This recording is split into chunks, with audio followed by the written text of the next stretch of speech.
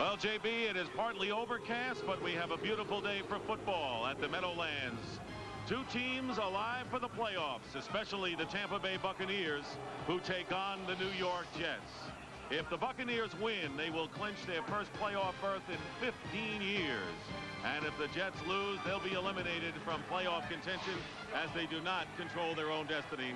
Good afternoon, everyone. I'm Dick Stockton, alongside my partner, Matt Millen. The Buccaneers have decided that Trent Dilfer with a sprained ankle will start today, but he's not 100%.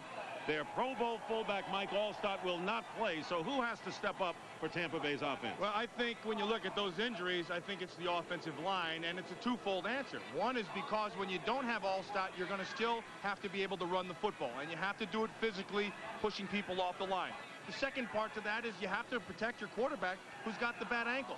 You have to give him time, and you have to not make him move in the pocket. If they can get that done, then they'll be fine. Buccaneers beat the Giants 2 weeks ago, so they're no strangers to the Meadowlands. Now, as far as the Jets are concerned, they were 8-4, alone in first place in the AFC East.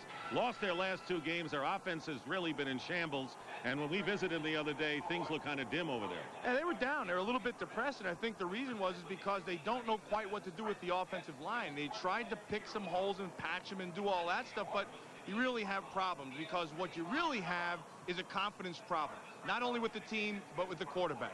And I believe today Neil O'Donnell has got to gain his confidence back early if they're going to have any shot. If they don't, it could be tough. Well, the Jets were pleased that New England lost yesterday. That gives them some hope, but they have to win their games. Back with the opening kickoff in just a moment.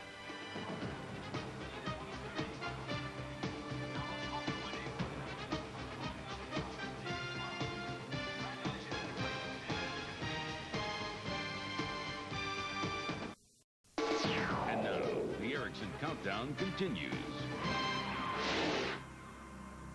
Back at the Meadowlands in East Rutherford, New Jersey, and before the kickoff, let's go down to the field with Pam Oliver with Tony Dungy. All right, thanks, Dick. Tony, it's your third chance to get this thing taken care of. I'm sure you're anxious about it. What do the Bucs need to do to take care of business?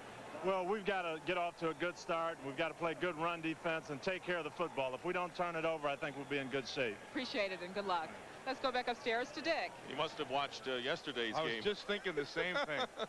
Jim Fossil said the exact same thing, and on the second play of the game, turnover. And that really changed the way the game was played. Giants 17-0 lead, went on to beat the Redskins and capture their first division title on this very field since 1990. But now the Jets want to stay in contention. John Hall, who leads the NFL in touchbacks, will be kicking off. Riddell Anthony is deep for the Buccaneers. And the game underway, and it is deep into the end zone, and add another touchback to John Hall's total. He has kicked extremely well. Rookie from Wisconsin for the Jets this year. Well, Dick, a lot of stuff affects the way a game is played, but none more than the weather. And the wind right now is really tough. So with Trent Dilfer making his 47th consecutive start, sprained ankle in all, second to Brett Favre. Jim Pine, who was out with a groin injury, back at left guard for the Buccaneers offensive line. Patrick Haight, the rookie, in for Mike Allstott, but he's mostly a blocker. And Horace Copeland is back at wide receiver after missing a couple for the Buccaneers. 1st and 10 at the 20-yard line, and Warwick Dunn stumbles right at the handoff, and he doesn't get a chance to run for the New York Jets, and they have to anchor everything with the offense struggling. Hugh Douglas, Ernie Logan, and Rick Lyle in the 3-4. James Farrier, the rookie, and he'll be spelled some today. Mo Lewis, the other outside linebacker. Otis Smith and Aaron Glenn, the corners. Aaron Glenn headed for the Pro Bowl. 2nd and 10.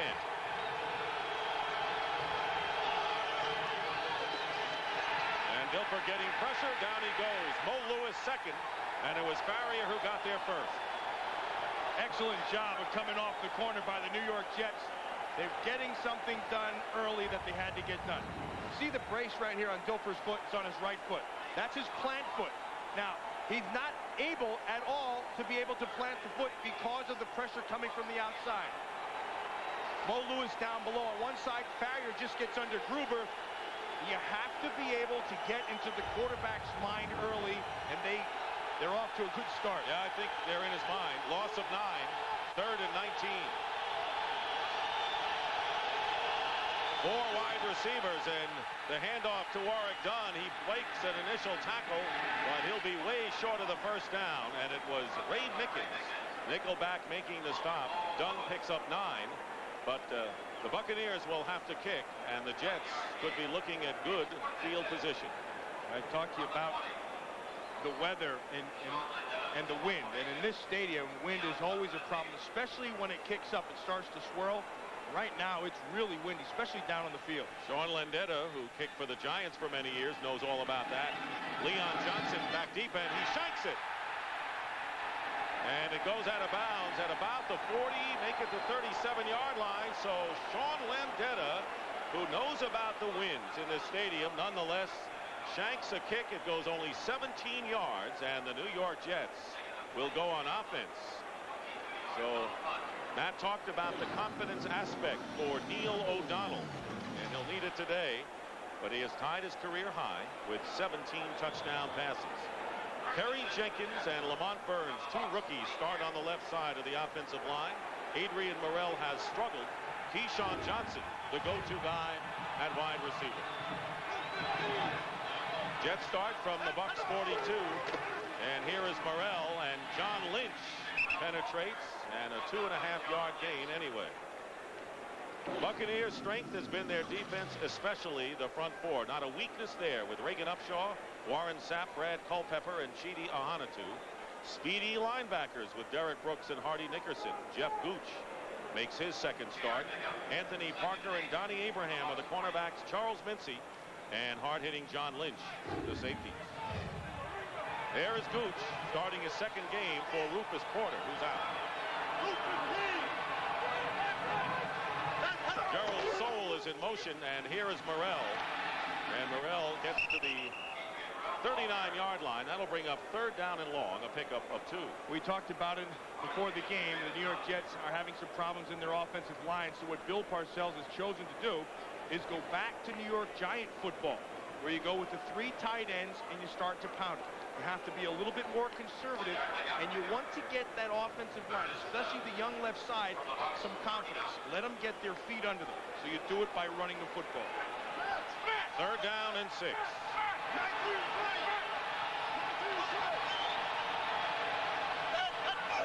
O'Donnell has 5 men going out on a pass pattern, and it's intercepted. Picked off. Anthony Parker. Oh, he fumbles, and the Buccaneers recover. Charles Mincy makes the recovery, and so Neil O'Donnell, with 5 receivers going out and no protection, throws the interception, although it will end up a fumble recovery by Charles Mincy. Trying to hit Keyshawn Johnson across the middle. A nice job of Anthony Parker reading the whole thing and taking it back the other way. And here's the hit, and there's the fumble, pops out. The Bucs will get it back. Fox NFL Sunday is brought to you by Sierra by GMC, putting you comfortably in command. By Southwest Airlines, proud sponsor of the NFL and official airline of the Super Bowl. By the irresistible taste that makes you say, did somebody say McDonald's? And by Frost Brewed Coors Light, who reminds you the 3 most important words are, hey, beer, man. Buccaneers with a 1st and 10 following the interception by Parker, and then the fumble, which was recovered by Tampa Bay. This was in and out of the hands of Carl Williams. Brings up 2nd and 10. Your rookie left tackle, you're making your very first start. Your name is Kerry Jenkins, so you're nervous, right? And you want to be able to protect your passer. You get that done, but the good thing is he stayed in the play. In fact, he ends up making a pretty nice hit on Anthony Parker. And that's a good sign for a young player. Good confidence for Jenkins, not so much for Neil O'Donnell. I think Neil O'Donnell didn't have to let that ball go as late as he did. He should have let it go sooner, and he had the pass across the middle. 2nd down and 10.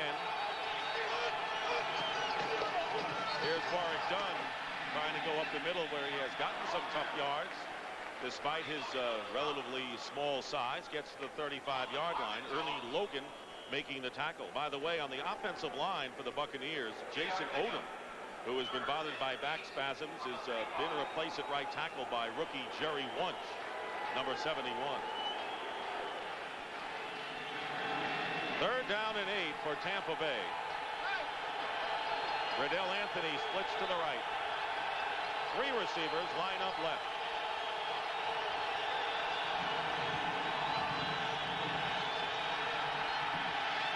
Batted down at the line of scrimmage, Trent Dilfer trying to go to one of those receivers left, and it was Ernie Logan who got a hand on it, so the turnover does not hurt the New York Jets, and they'll get the ball back as Landeta, who shanked his first attempt 17 yards. Well, they called it 22, but won't be writing home about that one. Will be kicking again. Well, his name was Shank Landeta in the first punt.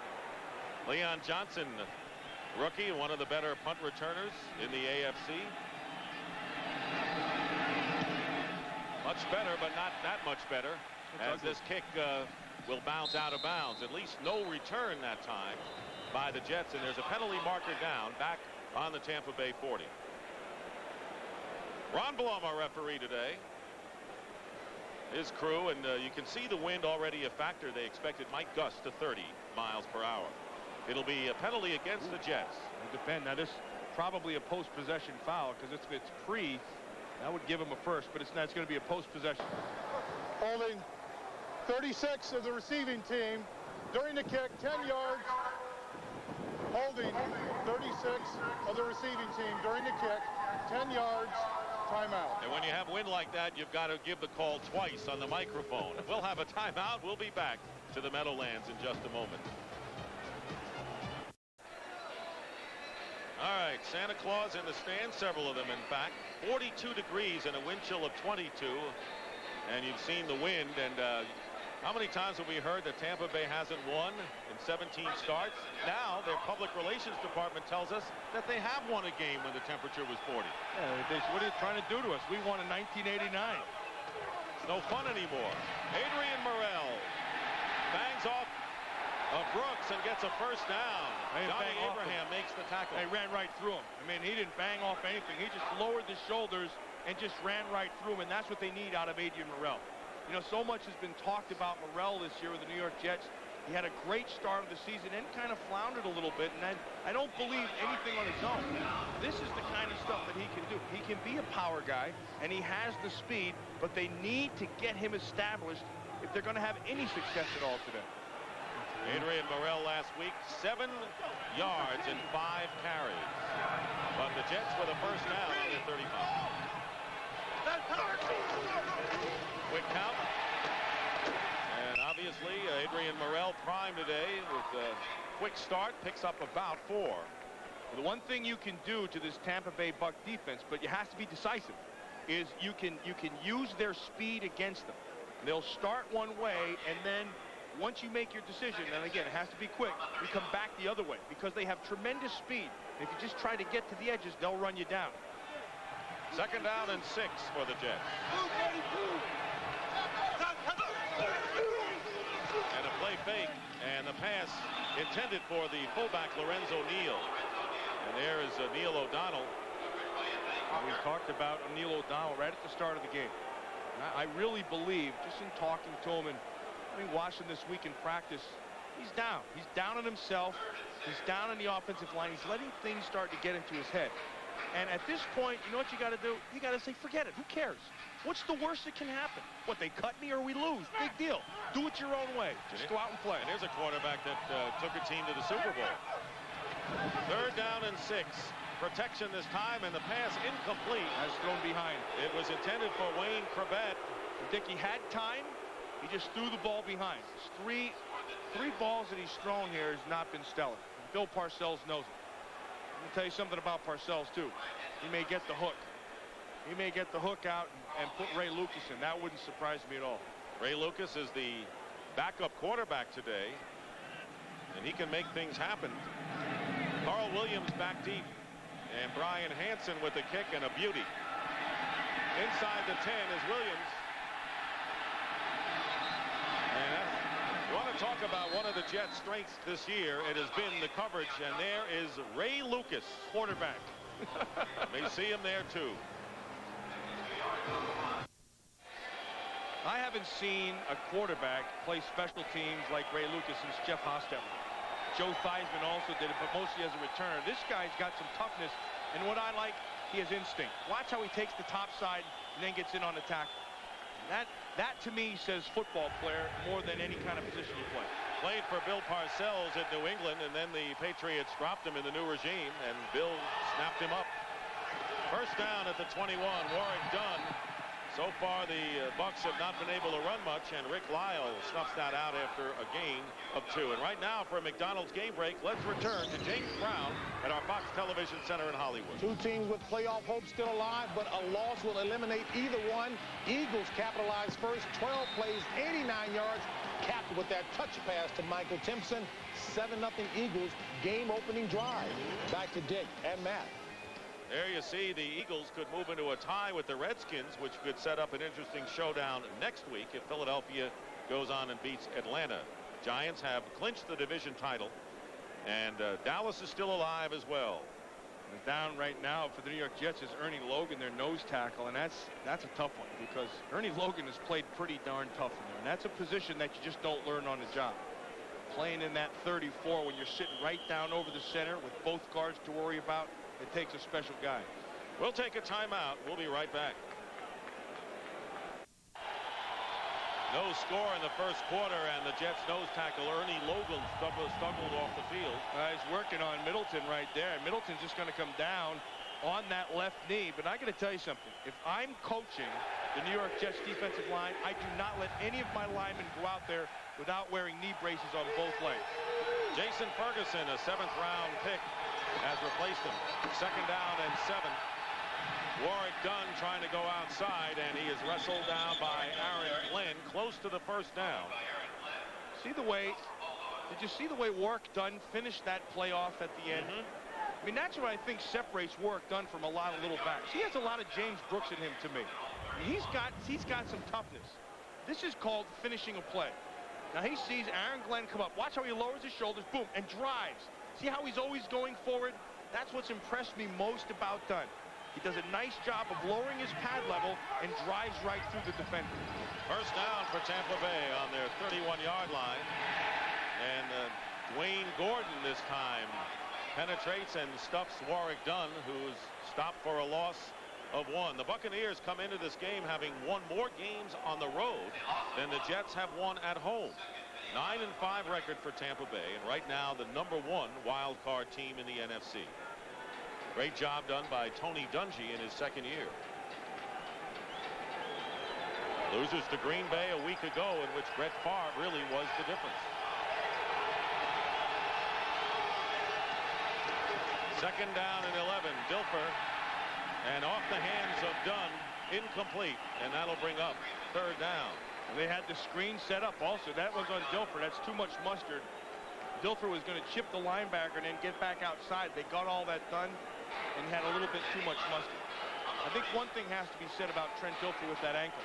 When you're a defense and you're going to go against him, you know he's not going to have any lateral movement. So what that allows you to do is run a couple more stunts up front and not worry so much about him getting outside. 3rd down and 11.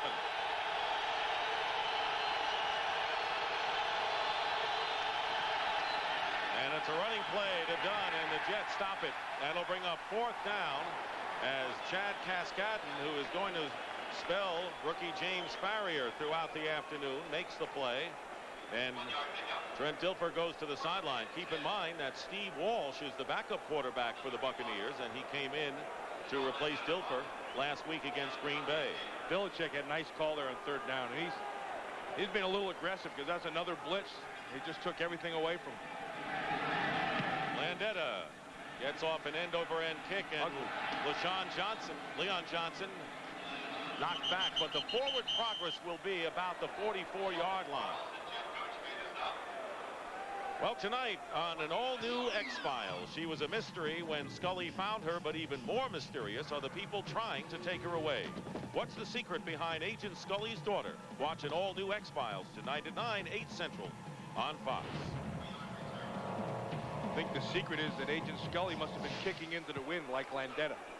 Because everything that's been going on our field left to right has been tough. And same way when Hansen kicked, he got a lot of extra yardage because of the wind. It's Christmas time and puppet time. Jets first down on the 45-yard line. No score. Here is Morrell. And Warren Sapp helps bring him down after a gain of 2. You know, you have to know when you're playing this Tampa Bay Buccaneer defense where John Lynch is, because he's a guy who's very physical. And if you're Lorenzo Neal, the fullback, you keep your eyes open for the open man. And what he does very well, that's a nice block. What Lorenzo Neal does very well is he stays low. I mean, he's a squatty body. He gets nice and low, and he'll drive you. There's Lynch, 2 tight ends, and Jeff Graham split to the right on 2nd down and 8. And O'Donnell's pass, Gerald sold, and he tries to dive for the first down yardage and may have it. Good hustle by Gerald Soule, who was a former Green Bay Packer. And Bill Parcells liked what he saw. That should be a first down. Well, what he saw is what you just got right there. See, he doesn't have any quit in him. And he's a young player, and he's a solid guy. Catches the ball well, but watch him finish. Again, this is all about want-to. Just getting it done. Running through Packer. That's the second time that they have run through Derek Brooks. Derek Brooks has not wrapped his arms. Soule, wanting to show you what he has, did it to the tune of a first down. And so far, the Tampa Bay Bucs' vaunted defense, known for the hard hitting, has been anything but in many instances. It's twice for Derek Brooks, who's going to the Pro Bowl, who's a fine player. I mean, he's a real good player. But at all levels, it all comes down to wrapping your arms. And I've seen a lot of bad tackling, and those are 2 in a row right there. Passing yardage, nothing to shout about so far. First down on the Bucs 45, and Keyshawn Johnson couldn't hold on to that one. Donnie Abraham defending, but it looked like Johnson could have made the play. The ball came out a little bit ahead of him, and so when your offensive line is having problems, you set 3-step drop, you try to get the ball out quick. That means all your routes are kind of slants and that. So defensively, what you do is you shorten your drops and you jump those quick slant routes. So far, the rookie left tackles have not hurt the Jets. 2nd and 10 at the 45-yard line. O'Donnell again gets rid of it, but he gets hit, but he completes the pass to Jeff Graham.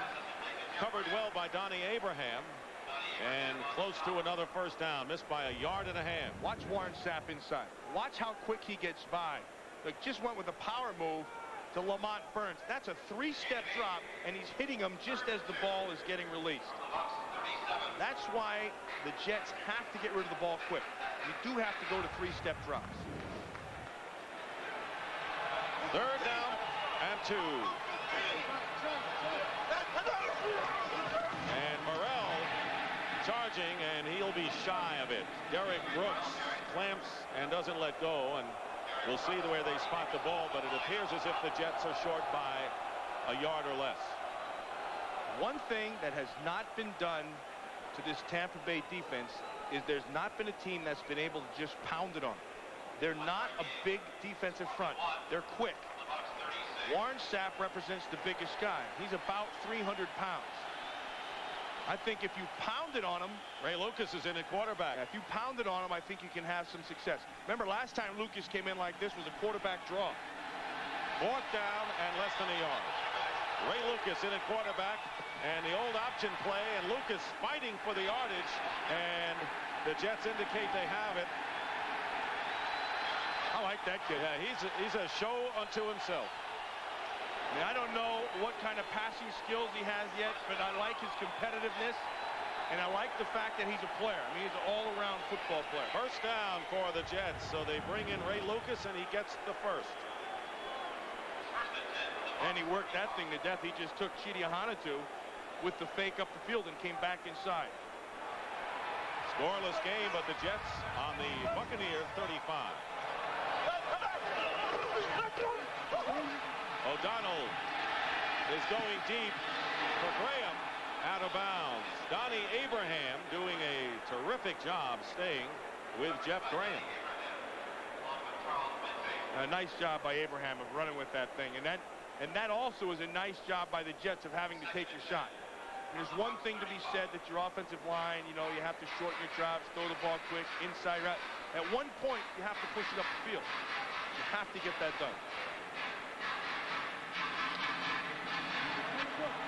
2nd down and 10.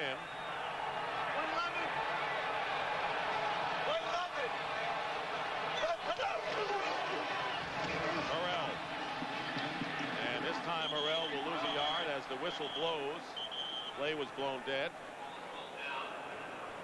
That will bring up 3rd down and long as Derek Brooks and Jeff Gooch combine on the play. They're not a real big physical defense up in front. So what they do is they give you movement. You see, that time they came with the inside movement, Chidi Hanatu and also Warren Sapp. And if you can catch them in that movement, you can use it against them. That's what they're trying to get done right now.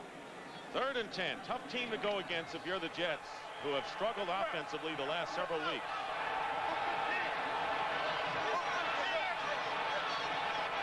Again out of the shotgun. One man in the block, O'Donnell, and he goes out of the backfield, Leon Johnson. And Johnson will have a 1st down. Leon Johnson, rookie from North Carolina, who has looked good, picks up 12 yards, and the Jets with a 1st down inside the Tampa Bay 25. Leon Johnson has plays in him. By that I mean, you know, if you get the ball in his hands, he's going to make something happen. He can make some plays.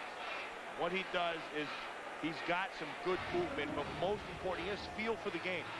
And those are things that can't be coached or taught. You either have it or you don't. He's got it. 11th play of the drive. 2 tight ends for the Jets on 1st down at the 23. A play-action play. And again, a screen up the middle, and it's complete to Adrian Morrell for about 4 yards on the play. Actually, I think Kerry Jenkins, that left tackle, is doing pretty well. I mean, Lamont Burns got beat inside early. You saw the Sapp got the pressure on the 3-step, but for the most part, that left side through this 1st quarter is doing pretty well. There is Logan walking off the field. I think he's got an ankle. Yeah. But a good point about Kerry Jenkins, who is taken off the Bears practice squad. He's a rookie. So is the left guard, Lamont Burns. 2nd and 7. Here's Morrell with some running room, and he runs right into Abraham and Nickerson. It'll bring up 3rd down and short. I think last week what happened with the New York Jets is as that game went on, that offensive line just completely fell apart. And then I think they really lost a lot of confidence. Not only the players on the field, I think the sideline lost confidence, to be honest with you, too. Right now they have to be encouraged by the play of that left side because they're not really helping him over there. He's getting it done by himself, which puts the onus on Reagan Upshaw to come up with some plays. 3rd down and 2. Play fake. O'Donnell getting a rush, gets by one man, goes into the end zone and overthrows 2 receivers, especially Keyshawn Johnson. And that'll bring up 4th down, and John Hall will have the wind at his back for this field goal attempt with 1:10 remaining in the 1st quarter. The Jets trying to take the lead against Tampa Bay. You know, the Jets have outplayed the Tampa Bay Bucs here with 1 minute left in the 1st quarter. This game, to this point, the New York Jets are in control. On both sides of the line of scrimmage. This will be a 32-yard attempt. John Hall. And the kick is good. And the Jets take the lead. With 1:05 remaining in the 1st quarter, the Jets lead the Buccaneers 3-0.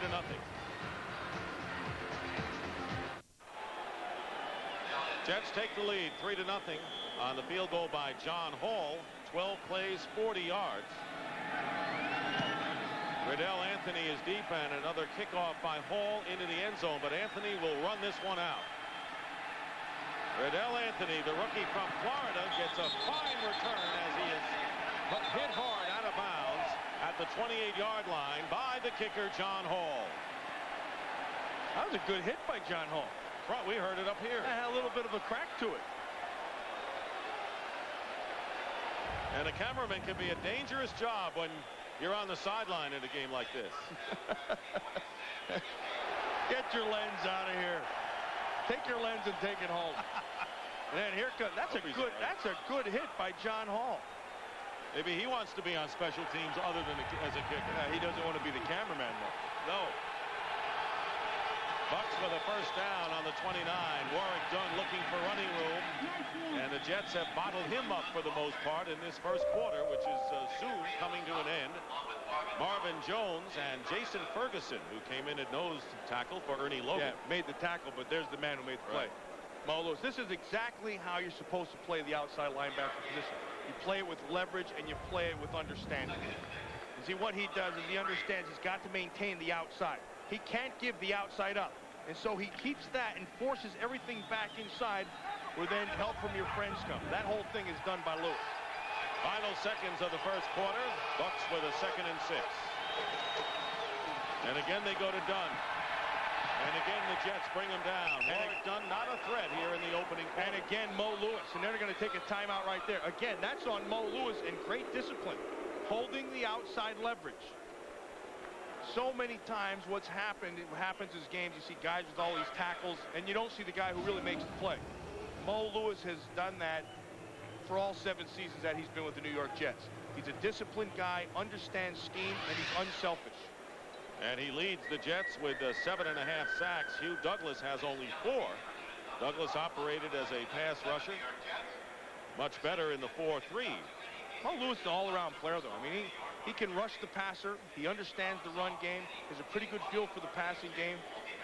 I don't think he's a great player. I think he's a real good player. I mean, he's one of those guys you can build with. Jets using a timeout. 6 seconds remain in the first quarter. Trent Dilfer, who is heading for the Pro Bowl, one of 7 Tampa Bay Buccaneers. The Bucs sending more players to the Pro Bowl than any other team in the NFL. Since the injury against Green Bay, those are Dilfer's numbers, and they're not impressive. 3rd down and 3.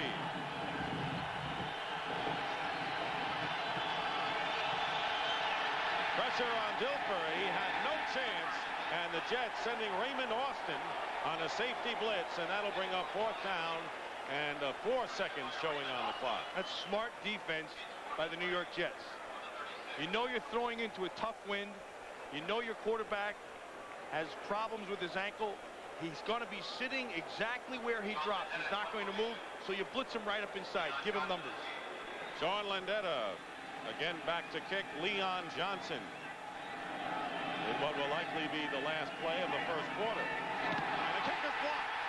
It's Austin, the rookie, who just pressured Raymond Austin, blocking the kick.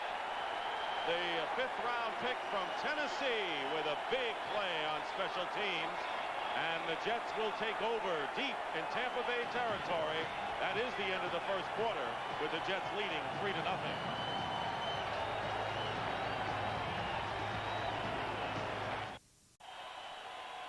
Watch Tony Bowie up here and listen to the double thud. You know you screwed up when you hear bing bing. Punt, then block right away. You don't have to see a thing. You just listen, and you know you screwed that thing up. That is the 2nd block punt by the Jets special teams. And again, Bill Parcells talks about hidden yardage, coverage, returns, plays like that, and that's what kept the Jets alive this year. Start of the second quarter. Dick Stockton, Matt Millen, Pam Oliver. Jets with a 1st down on the Bucs 19-yard line. O'Donnell going to the air in a screen pass to Richie Anderson. And the Bucs make the play. And a loss of 1. Culpepper in there. Excellent job by Brad Culpepper. And the thing about Brad Culpepper is you never know who it is who tackles you. He's changed his look all the time. And that's like his little good boy look. And then he got a little bit of motorcycle look. Then he just kind of shaved everything off and left it long. Then he went with his Hollywood look. And now this is his recent look. He tells me that he's always got to keep you off balance. He says he's got to change up the look so you never know who's coming at you. Very interesting lifestyle. He is a piece of work now. 2nd and 11. O'Donnell is stepping up, and he is tripped up and down by Steve White after a gain of 1. So it'll be 3rd down and 10 for the Jets. Keep in mind now that if it becomes a field goal situation, John Hall will be kicking into the wind this time. There's Ray Lucas, who has come in the game. Always got to keep an eye on number 18, who played his college ball at Rutgers. And also Leon Johnson. Both of those guys are versatile. Both of them can throw the football. without lining up the quarterback. And there is O'Donnell lining up wide to the right. The Jets did this against Minnesota, and there is the quarterback draw. They may be ready for this one, Tampa Bay. Lucas trying to get something, and he does. What an ad-lib play by Ray Lucas as he goes out of bounds when it looked like he was going to be thrown for a loss. Short of the first down, it'll be very close. Well, I'll tell you how much respect that Tampa Bay had for Neil O'Donnell as a wide receiver. They didn't even look at him. They gave him the self-check. He's no Keyshawn Johnson. No, he's not even a Neil O'Donnell. But then Ray Lucas, just with the great, you can see O'Donnell going, I'm open back here. Throw it to me. And they're short of the first down by about a foot. Maybe less than that. That's called the self-check. And sometimes you know a guy is not in there to be thrown to. And sometimes that backfires on you. Fourth and less than a yard. And you got to figure that the Buccaneers are grateful that Ray Lucas is not in the game. In fact, they're going to go for it. The Jets are going to go for it. They bring in multiple tight ends. But nobody knows this field better than Parcells. Nobody knows the wind as well as Parcells. So he must figure that it would be a tough kick for any kicker, even John Hall, into the wind. 4th and 1.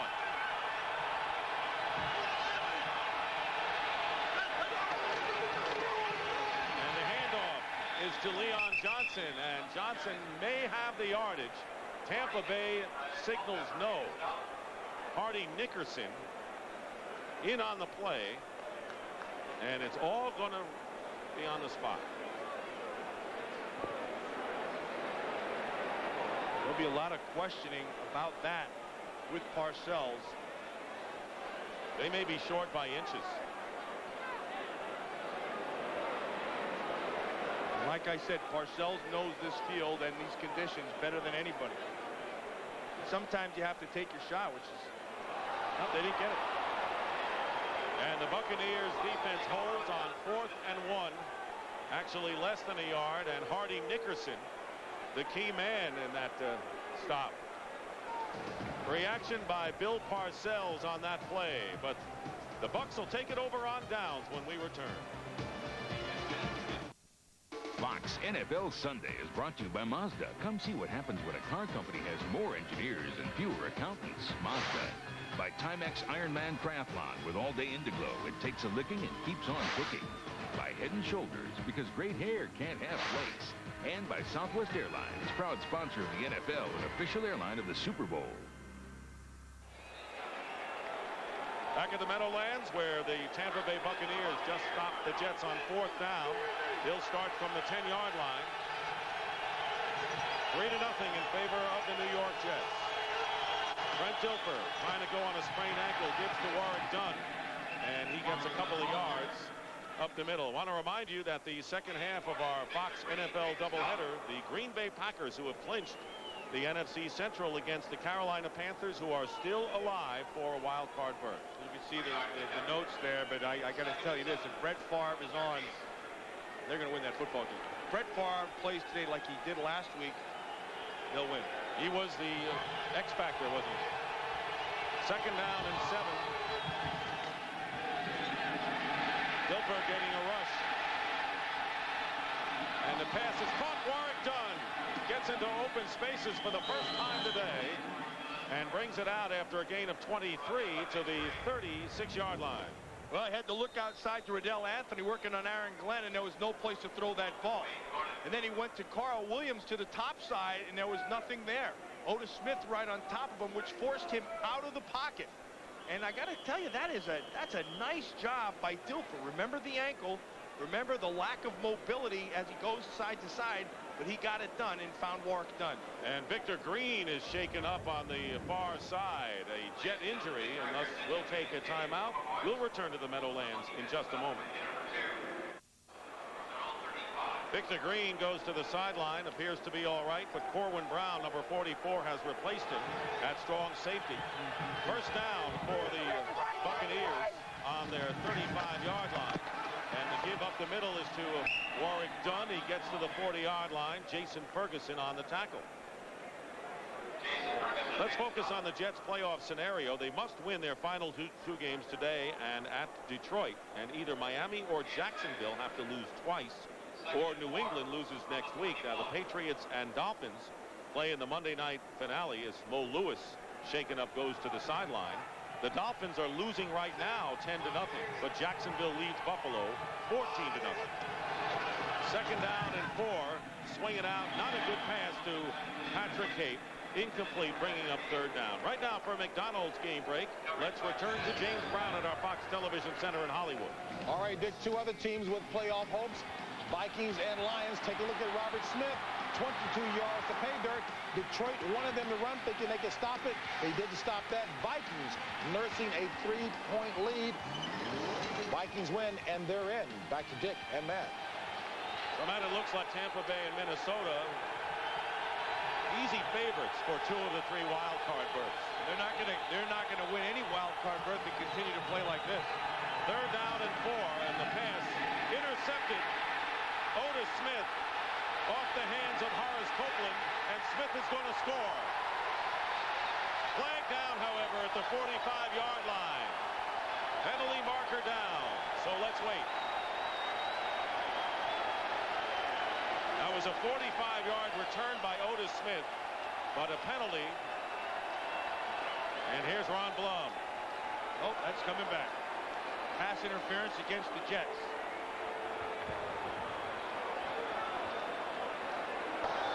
Pass interference. 87 offense. Oh. Penalties decline. Push it the other way. That's on Davis. Ron Blum had pointed the Jets way. Yeah, he pointed the Jet way and came back the other way. And actually, that's a nice call because it's a pick. It was a pick by Davis, the tight end. The call was right. The ball bounced right. Otis Smith is in for 6. 45-yard touchdown. Otis Smith with his 5th interception. He leads the Jets in that department after the Jets failed to pick off a Colt pass last week. And it is 9-0 in favor of the Jets, who must win their final 2 games to have a shot at the playoffs.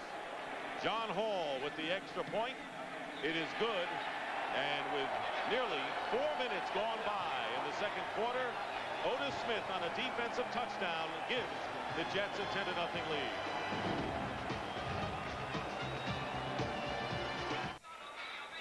Otis Smith on the left, picking off a Trent Gilfer pass and running it in for his 2nd touchdown of the year. Dilfer and the Buccaneers offense is struggling, and the Jets capitalizing on the turnovers. -20 last year when they finished 1-15, +4 this year where they're 8-6. Riddell Anthony at backbeat. John Hall will kick off for the Jets, and the wind blows the ball off the tee. Wind is a factor today. We've already seen it in Bill Parcells' decision to go for it on 4th down. The wind will easily blow that ball off. Should be kicking that one.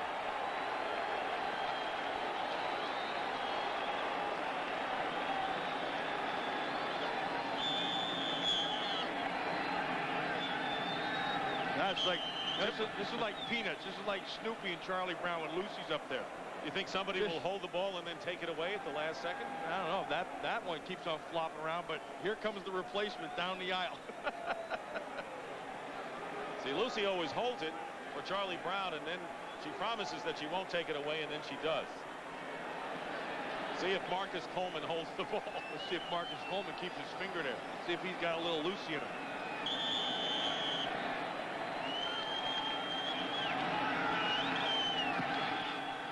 Took it away. That's all right. Here's Riddell Anthony inside the 10-yard line on the return. And again, the Jets with outstanding kick coverage. And down at the 26-yard line. Well, today's Aflac trivia question. Before this season, how many different Bucs made the Pro Bowl? We'll have the answer coming up. And we know this year they've had 7, more than any team in the NFL, including that man, Trent Dilfer. There's a flag down. Offside. 86 of the kicking team. 5 yards. Re-kick. And we mentioned the Pro Bowl players from the Tampa Bay Buccaneers, a great testimony to how far they've come, and there they are. There you see 4 offensive players, 3 defensive players for a team that was really predicated on their defense. And a couple of surprises offensively, but all deserving.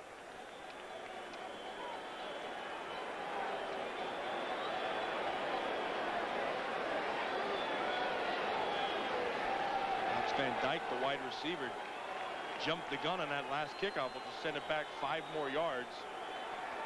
So they'll kick it from the 25-yard line. I think the thing is kicking this way, just like that last kickoff, it hung up in the air where Riddell Anthony got it, and right now he's lined up at the 15-yard line. Regardless of the strength of kick, they're going to get nice field position. Riddell Anthony anticipating a return here. Oh boy, a real short one. A high but short kick, and here's Anthony at the 26-yard line. Running room off the left side. Flag is down, and that normally means an illegal block. And Anthony is tackled at the 46-yard line after an 18-yard punt return. Melvin Johnson held on to Ray Lucas. Ray Lucas was trying to hold the corner. Melvin Johnson grabbed onto him and didn't allow him to get outside. So they'll bring this back. That's another big play by Ray Lucas. Return, holding, 25 of the return team, 10 yards, first down. Another play by Ray Lucas, and then this is just discipline. This goes to what I was talking about. You can see the hold right there in the middle of your screen. Good call by the official. And just Lucas holding that outside and maintaining leverage. That negated a really bad kick, and that thing hung up. Not his fault, obviously, with the wind coming into his face. Definitely affected field position.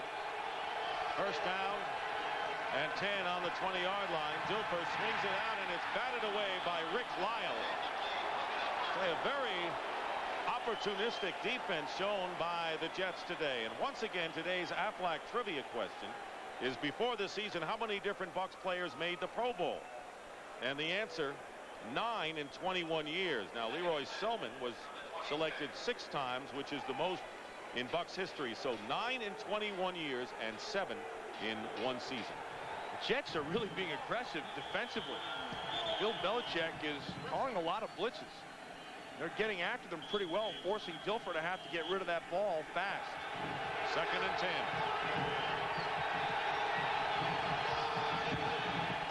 Comes again. And the handoff is to Warwick Dunn, and he is hit, and it was James Farrior. Couple of rookies going at it. No gain on the play. Farrior, who has played well, but has been fatigued as of late. Watch what they're going to do. Again, you're going to see Gordon coming right inside on the blitz, and all they're doing is they're going to take away all this gap, and then here comes Marvin Jones to the outside, just maintaining gap control. A nice job by Farrior of coming back. Nowhere to run. 3rd down and 10. 4 wide receivers line up for Tampa Bay.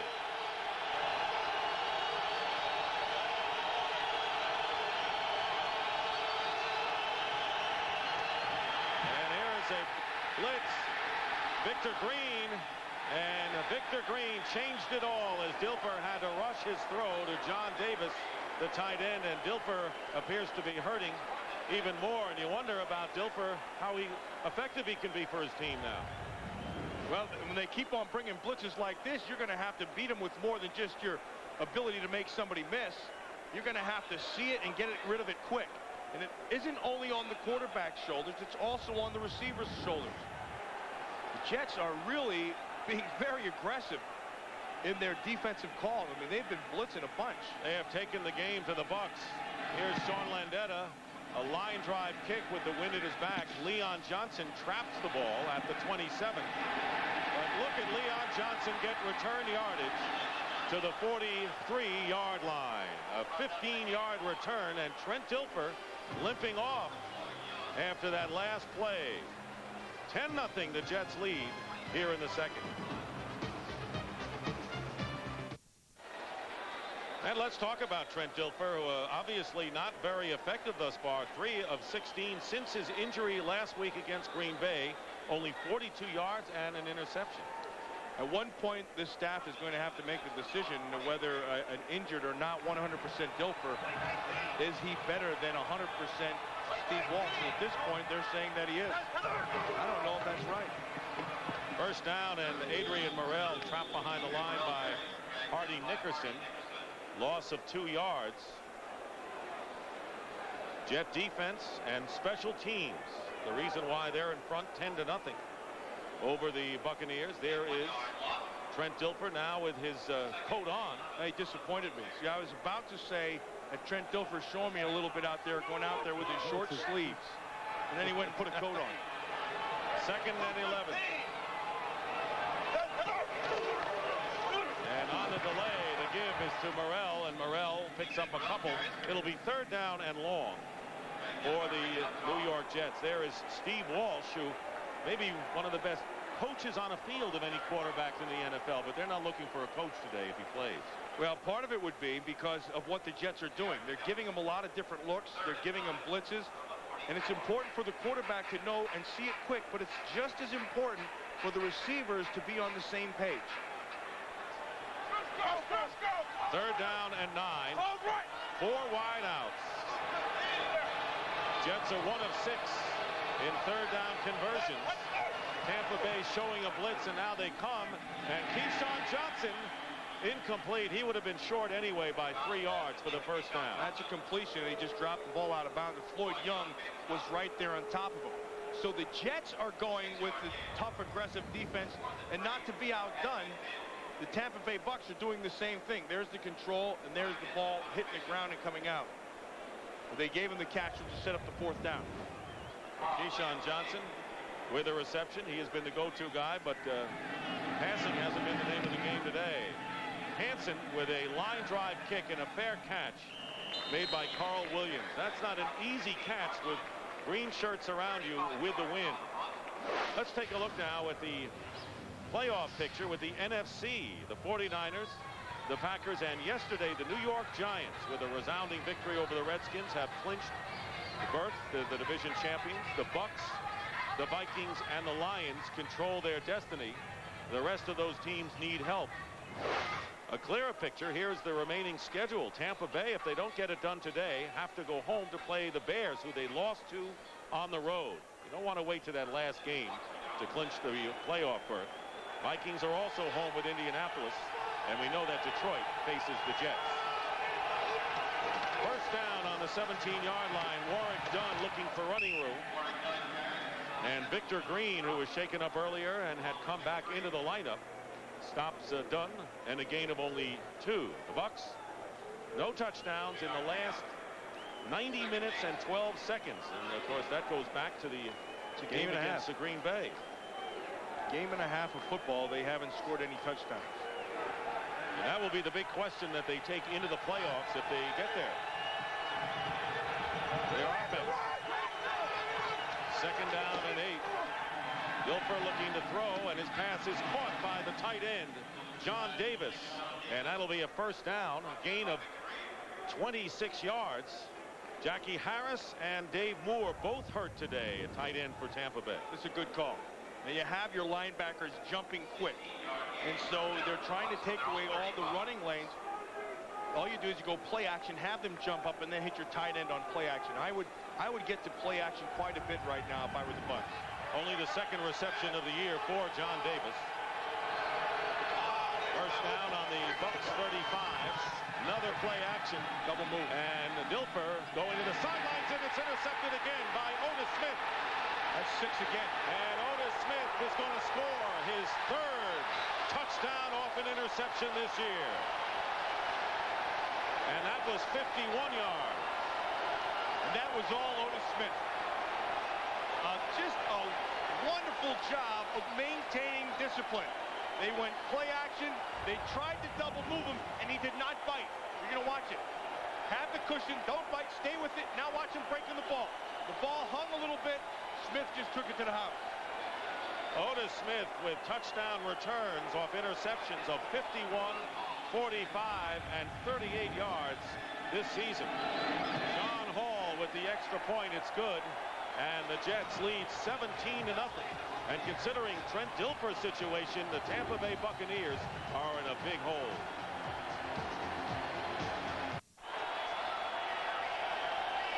Otis Smith just did a really nice job, like I said, in maintaining his discipline. They tried to double move him, but it's hard to double move somebody when you have a big cushion. And that's what that cushion is there for. So even if you make a little bit of a bite, you can still recover. And he played it really flawlessly. But the attention for the Buccaneers have to be on their passing, and the injured Trent Dilfer, he has thrown for 43 passing yards. And Otis Smith has returned 2 interceptions for nearly 100. Well, I mean, to be fair, Otis Smith was open both times. Okay? Ran nice routes, nice ball, took it all the way in. To be fair. And with the Miami Dolphins losing to the Indianapolis Colts 20-0, good news pours down from the Meadowlands for the New York Jets today. John Hall with the kickoff into the wind. And Riddell Anthony at the 10, returning for the Buccaneers. Anthony trying to get around Lucas, and he does. Now he's got the kicker to contend with. But we know how tough John Hall can be, Matt. And a flag on top of it. Anthony with a return of 41 yards pending the penalty at midfield. John Hall has made a couple of crunching special teams tackles today. Somebody dumped some stuff on him when he got into the sideline, though. Somebody dumped their drink on his back. Personal foul coming up against the Jets. That's John Hall. There's the kick. He didn't need Lucy. Personal foul. Heck, with the field, out of bounds. Number he 30 just knocked of the himself kicking down. Team, 15 yards. First down. Chris Hayes, that's the penalty. A personal foul and an obvious one. And that will set the Jets back. They had the way this Jet defense has been playing, they've been playing very well. In fact, I prefer to look at it like the Jets are playing excellent defense more than the Bucs are not playing good offense, because they've been doing a lot of things right now. And they're going to have to against the Buccaneers, who, as a result of the penalty, are on the Jet 34. Trailing 17-0. Warwick Dunn up the middle, and Dunn does a good job of riding Marvin Jones. One way to attack a 34 defense is you run at the bubbles. Now that kind of sounds maybe too much football jargon, but it's where the 2 inside linebackers are. Here's where the bubble is, right here. See right here? Whoop, there's a bubble there. There's a bubble here. So what you do is you try to spread guys out and isolate him and attack him. What the Jets have been doing is getting those backers up tight. See how tight they are to the line of scrimmage right there? Second down and 1. And they go on the ground to Dunn. That's a perfect example, Vic. That is a perfect example. Gordon and Marvin Jones cut down the splits. And what that does is it doesn't allow the offensive lineman to get on you fast. And so you lessen the collision, and you also don't allow them to get a push. And by doing that, you stop that line of scrimmage from moving. Both those guys have done a good job in there today of taking away any kind of advantage a big body would have. And it is a Tampa Bay first down, and the Jet defense is going to have to carry this team. The offense struggling as of late. Well, the offense got off to a great start in the first 5 games, scoring 30 or 40 points on 3 occasions, but they have struggled lately, so the defense and the special teams leading the way for the Jets. But the Bucs now with a first down on the Jet 24.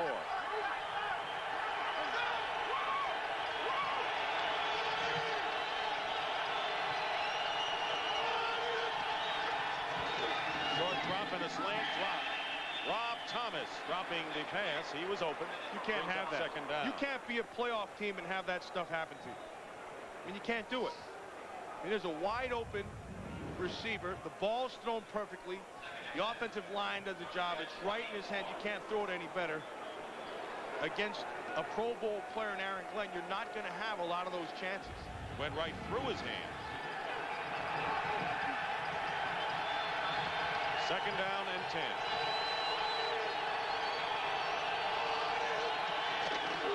Pressure up the middle, and Warwick Dunn tries to slice, and again the Jets Great play that time. Hugh Douglas.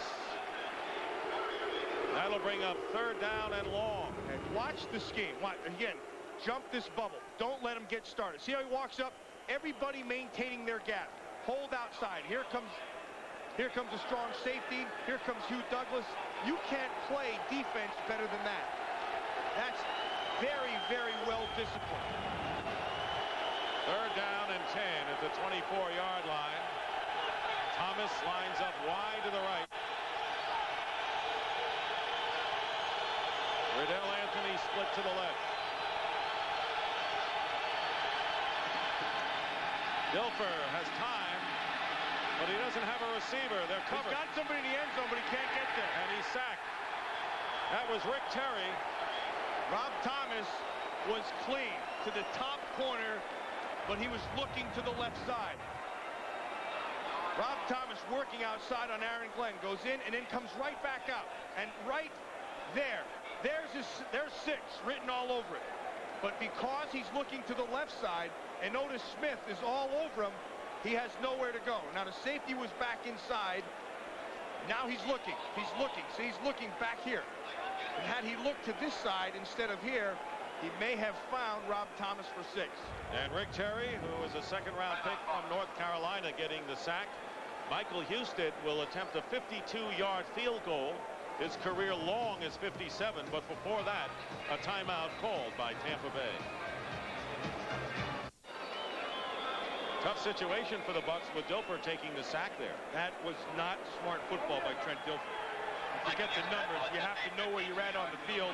He lost himself another 12 yards of field position, which makes this an even more difficult kick.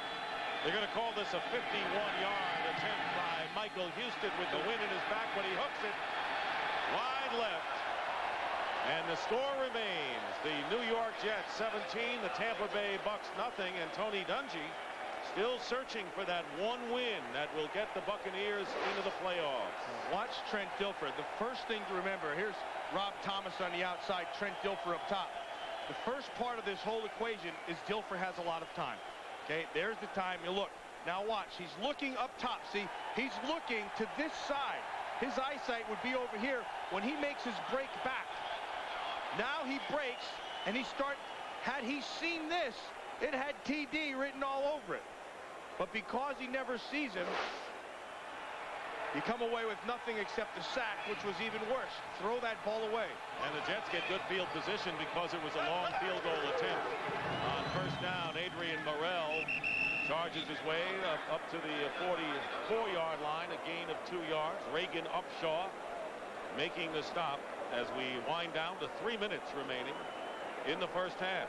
Now, the way that the New York Jet defense has played and the Tampa Bay Bucs offense has played, Parcells has to feel pretty good about a situation because they've not done anything to them.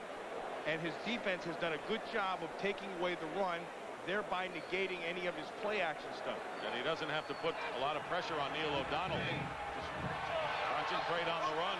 2nd down and 8. Wayne Corbett goes in motion.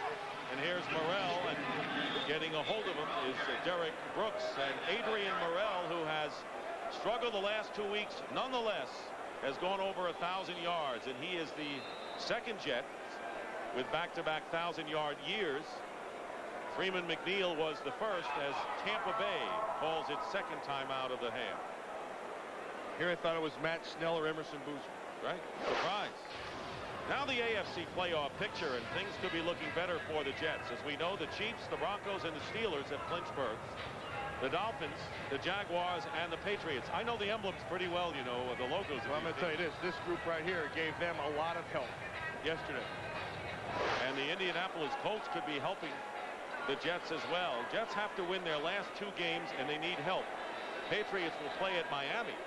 Now, if Miami loses today and they're down 27-0, I would think that if they beat Detroit, one of those 2 teams, Patriots or the Dolphins, would lose too, and the Jets could be in the playoffs. You know what, Dick? I always wait to the end of the season to find out who's in the playoffs because this stuff confuses me. You get it by mail, or do you? I just on wait the internet till the last whistle is blown, and then I go, oh, okay, you're in. Following the timeout by Tampa Bay, they have 1 left. 3rd down and 7. O'Donnell rolls out and his pass off the hands of the tight end Kyle Brady. Now the fans here are going to boo a little bit. They may not be thrilled with what's going on, but they're in a good position. They're not going to take any chances. They're going to continue to let their defense and special teams win this game for them. Brian Hansen will be kicking, and Carl Williams back deep. 2 minutes, 27 seconds remaining, and it's blocked by Tampa Bay. And a loose ball, and the Buccaneers will get it inside the 20. Alterman Singleton, a rookie from Temple, known more for their basketball exploits than football, with the block. And this capacity crowd has been silenced dramatically. Al Singleton, who played his high school football here in North Jersey, went to Temple, was coached by an old teammate of mine, Chet Parlavecchio. You never would have gotten that plug in. That's right. Unless Alterman made a play. And he learned all this now from Chet Parlavecchio. Here comes Al Singleton, 51, just comes right up inside, does a nice job of getting the hands up and knowing where the block point is in the ball.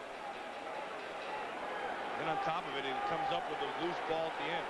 So the question for the Buccaneers is, can they get points? First down on the Jet 23. They have only one timeout left. But they'll get the 2-minute warning clock. Warwick Dunn dives forward inside the 20-yard line.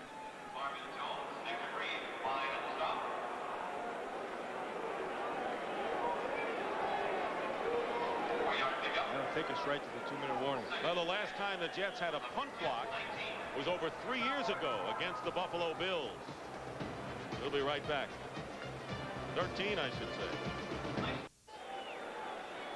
2 minutes remain in the first half here at the Meadowlands, where the New York Jets, on virtue of 2 touchdown returns off interceptions by Otis Smith, lead the Buccaneers 17-0, who face a 2nd and 6 on the Jet 19. Warwick Dunn, been a workhorse here in the first half. Getting close to the first down, they still be shy. Hugh Douglas making the tackle. There's Mike Allstott, who has a thigh bruise, unable to play today. He's headed for the Pro Bowl. Well, a deep thigh bruise. I mean, what happened was it was up high, and then there was a lot of bleeding deep inside the thigh, and then it started to go down and affected his knee. And it started to kind of pool around his knee, and he couldn't bend it very well. They kept on thinking they were going to get him back as the week went on. Instead, he went the other way. Andrew Jordan, former Minnesota Viking, is in at 3rd and 1. And the give to the up back. That's a fumble. Patrick Hape, who fumbles, and the Jets recover. That almost looked like he didn't want to give it to Hape. He wanted to give it to Rhett, but it looked like maybe Hape took it when supposed to. Rookie from Alabama. And, you know, I'm not sure. You wouldn't want to give the ball. You don't want to give the ball to Hape. You want to give it to Rhett. That's what he's in there for. He's a power back. So the turnover will give the Jets the ball, and a very poor first half for the Tampa Bay Buccaneers. Well, that's I believe a poor job by Trent Dilfer. I think Rhett was supposed to get the ball. Of course he would. Why else would you put him in there? I don't know. Hape wasn't expecting it. Why would you put a lead blocker in there and try to hand the football to him? That's wrong. That's on Trent Dilfer. Minute and 14 seconds remain in the first half. That is a season of turnovers, and we've seen plenty here. 8 yesterday in the Redskin-Giant game. 6 committed by the Redskins. And already we have 4 today. Adrian Morrell, a 1,000-yard rusher, adding to his total, and a first down close to the 30-yard line. 14-yard pickup for Adrian Morrell. And coming up on the Dockers Khakis halftime report, JB, Terry, Howie, and Ronnie will bring you scores and highlights from around the league in our Fox Sports sticker. We'll have up to the second stats. That's all coming up on the Dockers Khakis halftime report. You know, with this score at 17-0 and his defense playing pretty well, they don't really need a real confident Neil O'Donnell. No, they don't. They just need a guy to hand the ball off and don't screw it up. First down, and they give it to Morrell, and that's exactly what they're going to do, is they run out the clock in the first half as the Jets, and that was a very big turnover because that was Tampa Bay's chance to get on the scoreboard. And on top of that, the Jets are doing what no team has been able to do consistently to Tampa Bay, and that is continuing to pound on them with that offensive line and try to get them worn down. As this game goes on, we'll see if it takes its toll. And we'll also see what the Buccaneers decide to do at quarterback. Steve Walsh waiting in the wings, and Trent Dilfer has not distinguished himself because of the sprained ankle. So that's the end of the first half with the score, the Jets 17, the Bucs nothing. Fox NFL Sunday will continue with the Dockers Khakis halftime report after these messages and a word from your local Fox station. Dockers halftime, brought to you by Dockers Khakis. 4 pockets that will never collapse. Hey, nice pants. Back here with the full house for the Dockers halftime. Let's take you around the league. Jets and the Buccaneers. Buccaneers a victory, and they're in the playoffs. Jets know they can't lose or they're out. Jets on top by 17. Robert Smith. Lions wanted the Vikings to run. Okay. Hey, Robert Smith. Hey, not a bad running back, folks. 22-yard touchdown. It's Minnesota by 7. Now, Stalin, Collinet, and John Randall, one of Howie's tough guys. They sandwich Mitchell. He leaves, but comes back later. Play action at the 1. Hits Corey Schlesinger. Touchdown. We're tied up at 7. What does Cunningham do? Got a gun for a right arm. But, man, he has got a missile launcher in his legs. Down he goes to the field. Look at this, Howie. I'm like, yeah, 27 yards. That sets up a field goal, another field goal, 13-7. Vikings over the Lions at the half. As we move along, Barry Switzer needs a lot of help to make it to the playoffs. 9-yard run by Emmitt Smith gives him 1,000 yards rushing on the season for the 7th straight time in his career. And then Sherman Williams from 3 yards out. The first quarter belonged to Dallas, 10-0. But then comes Boomer Esiason to Eric Bim. Say that for me. Bieniemy? Bieniemy, you got it. That ties it up 10-all. And then Kevin Mathis. Howie's laughing at me. Kevin Mathis, the left cornerback for the Cowboys, a rookie. He gets beat on the post route by Darnay Scott from Boomer Esiason. There's the dance. There's the score. 17-0. I mean 17-10. Bengals over the Cowboys at the half. A loss, and the Cowboys are out. 2 other playoff hopes was going at it, Philadelphia and Atlanta. Bobby Hoying, fade route to the outside. Michael Timpson, excellent route, excellent throw. Eagles up by 7. Chris Chandler should have been on Howie's tough guy list. I guess he was. Gets just hammered right there. Comes back, though, looking downfield, looking. And then finally, we talked about happy feet. That's a quick mind and a quick body. There's your touchdown to Byron Hanspart. There's your score. 7-all in the what? At the half? Third quarter. Third quarter. There it is. All right, as we move along, Dolphins a victory, and they're in the playoffs, but being spanked by the coach, 34-0 at the half. Jaguars a victory. They're in the playoffs, up by 11 in the third over the Bills. Ravens and Oilers playing for pride. Ravens right now a little bit more prideful, 14-6. The score is there as we move and talk about this contest here. Trent Dilfer right now not helping the cause. 2 for 12 and 38 yards in the first half. Yeah, courageous effort by Trent Dilfer playing on a bad ankle, but it might be time to go to the bullpen, go to the right-hander. Steve Walsh is not a guy that is going to take the ball down the field, but he's a guy that's capable of going the short, intermediate, controlling the clock. You look at third down conversions for both teams, 1 for 16 combined, and they're both on pace for under 200 yards total offense. Not a real barn burner here. No, not a real barn burner, but one of the things you want to see happen in the second half, I want to see Tampa Bay get back to playing their kind of ball. Right now, they're not playing strong. They're not getting after people. They're not attacking people. I want to see them run the football on defense. On the defensive side, I want to see them getting more aggressive and attacking people and just trying to make this game their game. What is it about the Meadowlands? Yesterday, we saw 6 turnovers by Washington. Now we see a block punt on Tampa. We see 2 interceptions by Otis Smith. I mean, there's something. What you is played there, Ronnie. What about the Meadowlands? I'll tell you what it is. Jimmy Hoffa, he's in Section 4. Ronnie, you played there? Jimmy Hoffa hex. Well, it is Jimmy Hoffa, but it's also the wind, the atmosphere in that place. They open that one door up. They open the door, and you know, I swear it blows right in. Believe me, Parcells opened that door up. Just Howie was just pleased that you didn't say Eric Bilemini. You know, I know. I caught myself. You know, you give a Southern guy these hard names, Bieniemy. I mean, that's not easy to say in front of millions and millions of people worldwide that are watching. Second half. Worldwide time continues after this. We're in China today. I noticed you were going with your...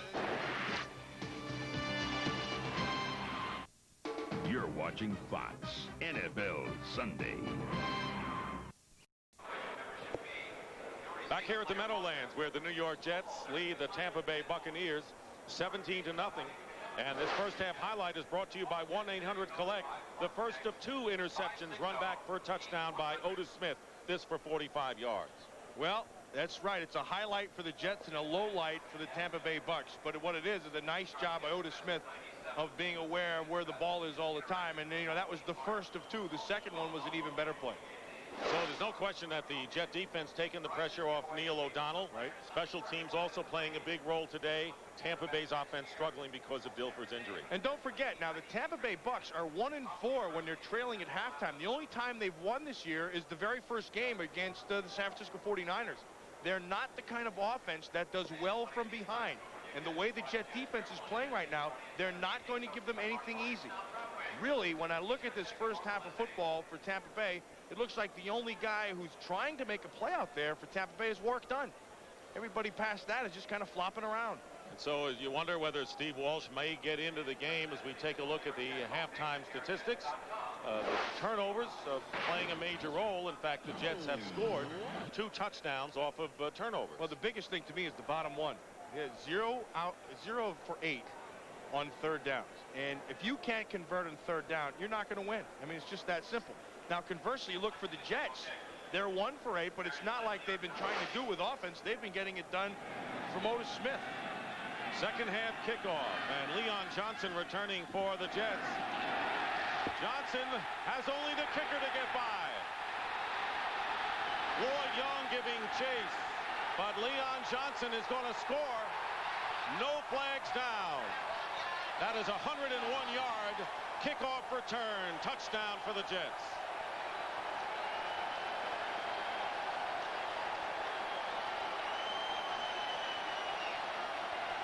And that ties a Jet record for kickoff return. Excellent job by the wedge and also up front of just staying on the blockers. Right there. Just bodies on bodies, and then once you get your return man, in this instance, Leon Johnson, into that second level, is just running with your eyes and using your speed. And the extra point for John Hall. And this crowd is buzzing. They have seen some spectacular defensive and special team plays today. And the Jets lead 24-0. 101-yard kickoff return.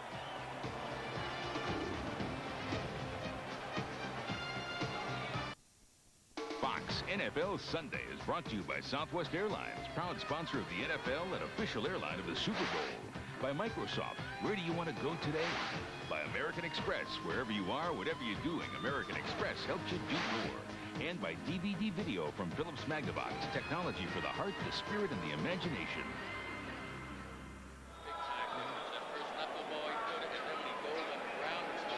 The New York Jets are leading by a score of 24-0. And with the Miami Dolphins trailing 34-0 to the Indianapolis Colts, playoff possibilities are getting brighter and brighter. And it all started for the Jets last night when the New England Patriots lost to the Pittsburgh Steelers. John Hall's kickoff. Riddell Anthony returning for the Buccaneers. Nowhere to go, and the Jets flag is down as Riddell Anthony is stopped shy of the 20-yard line. So this crowd electrified by that 101-yard kickoff return by Leon Johnson to start the second half.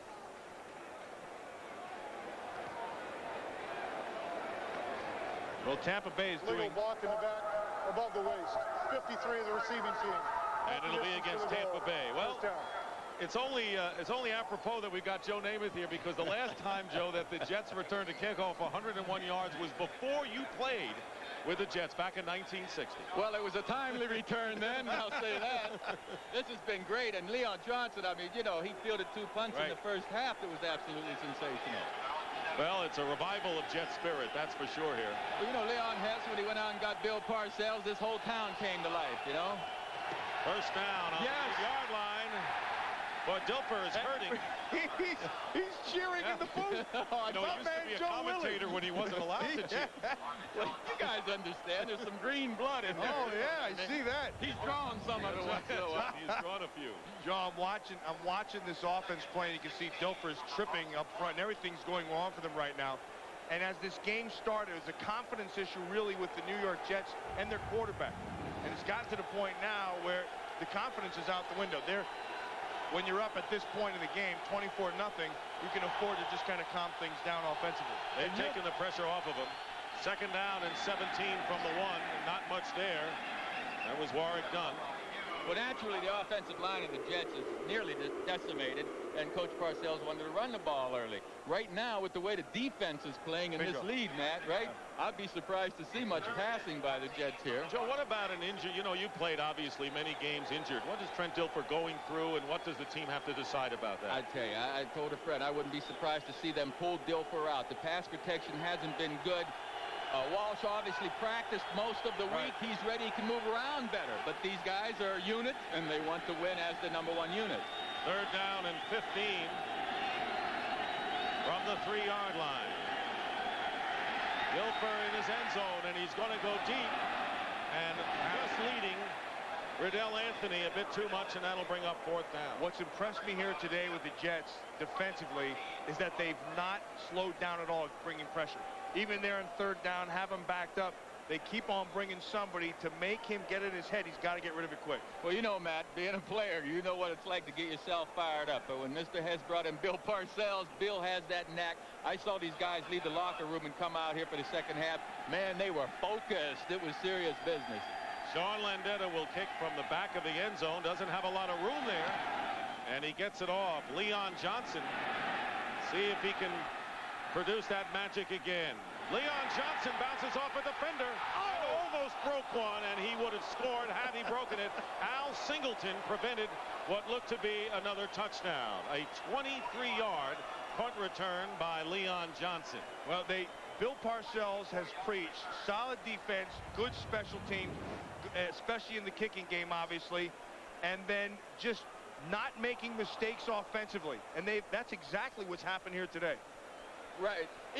Even we're going to watch her. Watch this guy. He's jumping. He's jumping up and down. Well, you know, Coach Parcells loves his special teams. They're doing a great job. And right now, the offense just don't self-destruct because the defense is playing beautifully. First down on the 24-yard line. And the give is to Morrell. Let me ask you, Joe, about confidence. It's so fragile, isn't it, for a quarterback? And that's what Neil O'Donnell's been going through lately. See, I happen to believe in O'Donnell. As a quarterback, I know that things take a rhythm. Now, the offensive line really was hurt early on. Right. O'Donnell's back there trying to function. We're creatures of habit. Neil wants to make a play. He has a hard time giving up on a play, throwing it away. So he's got to get over that habit. But the offensive line has it. Hey, Adrian Morrell can run. Yeah. Look what's happened to the running game the last couple of weeks. We need the protection up front and the blocking up front. 241 return yards, 3 touchdowns by the Jets today. Second down and 9 on the Bucs 23. Here's Keyshawn Johnson with a reception, and he's brought down by Floyd Young immediately, and that will bring up 3rd down. What are your impressions of Glenn Foley, who has been the injured Jet quarterback, Joe? Ability-wise, he's come on strong. He looks good. This was his best preseason, and when he played, obviously, he showed better. Everyone knows he's had a problem with injuries. I mean, he had a shot last year, hurts his shoulder, and now he hurt his knee. He's had some bad luck. I know this. Coach Parcells really likes him, and when he gets well, I wouldn't be surprised to see a heck of a lot more of him. There's Glenn Foley right there. And actually, he had a little bit of more energy when he was involved in the offense than with Neil. Just kind of had a different look to the offense. Yeah, he's a fiery kind of guy. He's taken that on this year. He seems to have grown with Coach Parcells' offense getting here. Looky. On 3rd and 5, Fred Baxter with a first down inside the 10-yard line. Jets making a rout of this game with the Tampa Bay Buccaneers, who need still one win to get into the playoffs, and they don't get it today, and it doesn't look like they will at this point. They have to win the finale at home against the Chicago Bears. Okay, Commissioner Tagliabue and his men that run this show must be awful excited because the parrot here, the competition, we look at yesterday. That's key, it's wonderful. Indianapolis today with Miami, my goodness. First and goal at the 7-yard line. And here is Morrell, and he's going to score. Touchdown, Jets. It's coming apart at the seams for the Tampa Bay Bucs. 7-yard score for Adrian Morrell. We're going to have to check Tampa Bay's cold weather record. Yeah, I know where the temperature is, you know. You know, Joe, this place has been rocking the last couple of days. These Giant and Jet fans have had something to cheer about the last 2 days as we see Morrell's touchdown. Well, nothing helps the confidence of a young offensive line more than just handing the ball off and letting you get your feet into a defender. John Hall. When Morrell's running like that, makes it that much better. I'm a little surprised, Matt, because Tampa Bay's defense was and is a strong part of their team. 31-0. Joe Namath, you are the Jets. Thanks for being with us. Jake. Good to see you, Joe Willie.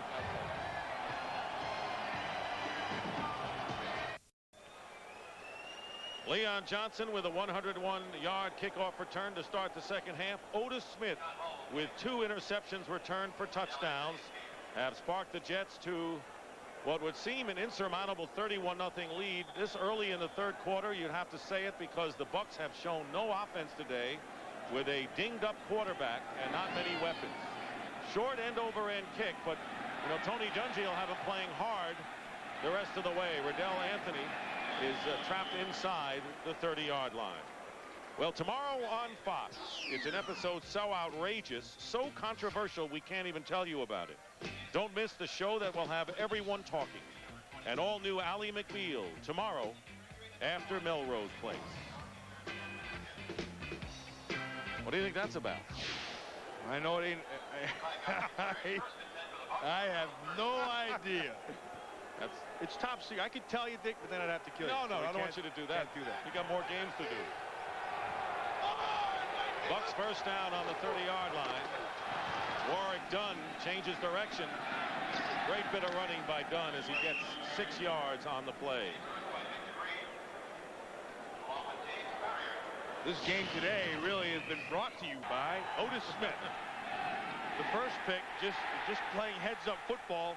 The ball came right to him, but the second one was as good as it gets for a corner. A nice break in the ball and took that one back all the way. Right now, Otis Smith is winning this football game 14-0. 20th player in NFL history to return 2 interceptions for touchdowns in the same game. Only the 10th to do it in the same quarter. Pass intended for Rob Thomas, incomplete.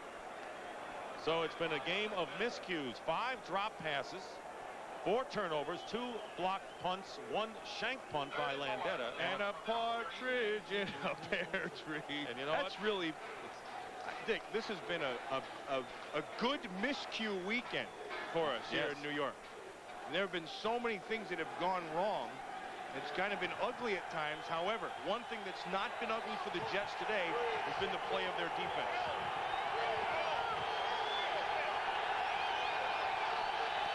Third and 4, here they come, and the pass, not a good one, intended for Carl Williams. So Trent Dilfer is off. Way off, you're right. Yeah, he's off. And give credit where credit is due. The Jets have not relented at all. Up 31-0, they're still bringing people. They know that Dilfer has to go to that hot, quick read when he's getting pressure, so they're giving it to him, and he's been off. There's Leon Johnson back to receive the punt. Sean Landeta will kick.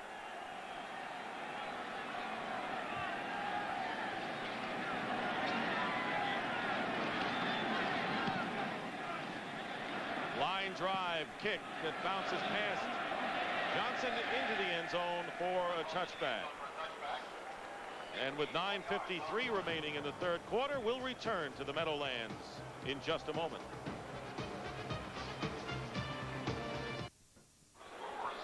Second half of our doubleheader on Fox, and you know the Ericsson Stadium crowd will be roaring as the Panthers, still alive for a wild card, go against the Green Bay Packers, who are playing their best football of the season.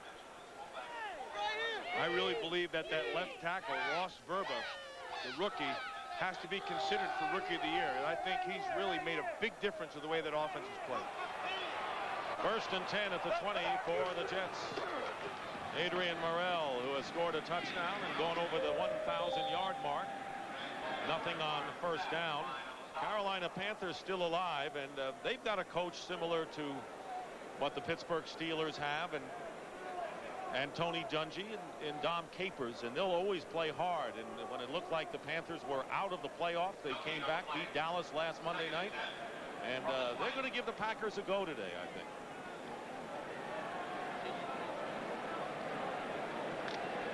Second and 10 on the 20-yard line.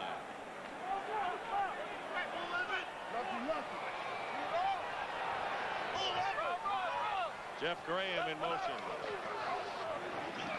Morrell spinning his way to within the 3 yards of first down yardage. Tony Bowie making the tackle on Morrell. The Jets' biggest win of the year was in the opening week of the season. Bill Parcells said, couldn't believe what I was seeing. They trounced the Seattle Seahawks on the road 41-3. And this has been their biggest rout since the opener. When now it looks like they're getting into a little bit of a rhythm. I mean, they haven't been devastating by any stretch of the imagination on offense today. But they are sticking with this run, and they're going to continue just to keep on pounding. Third down and 4. Soule goes in motion wide right, and here is Graham.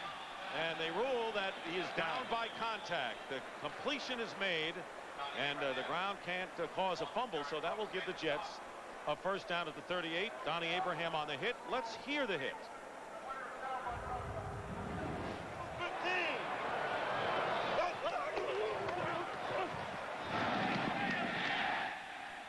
That ball got in there in a hurry, and that was well thrown right between the safety and the corner. Graham did a good job of getting to the spot, and then a nice job by O'Donnell of hitting it right between the defenders.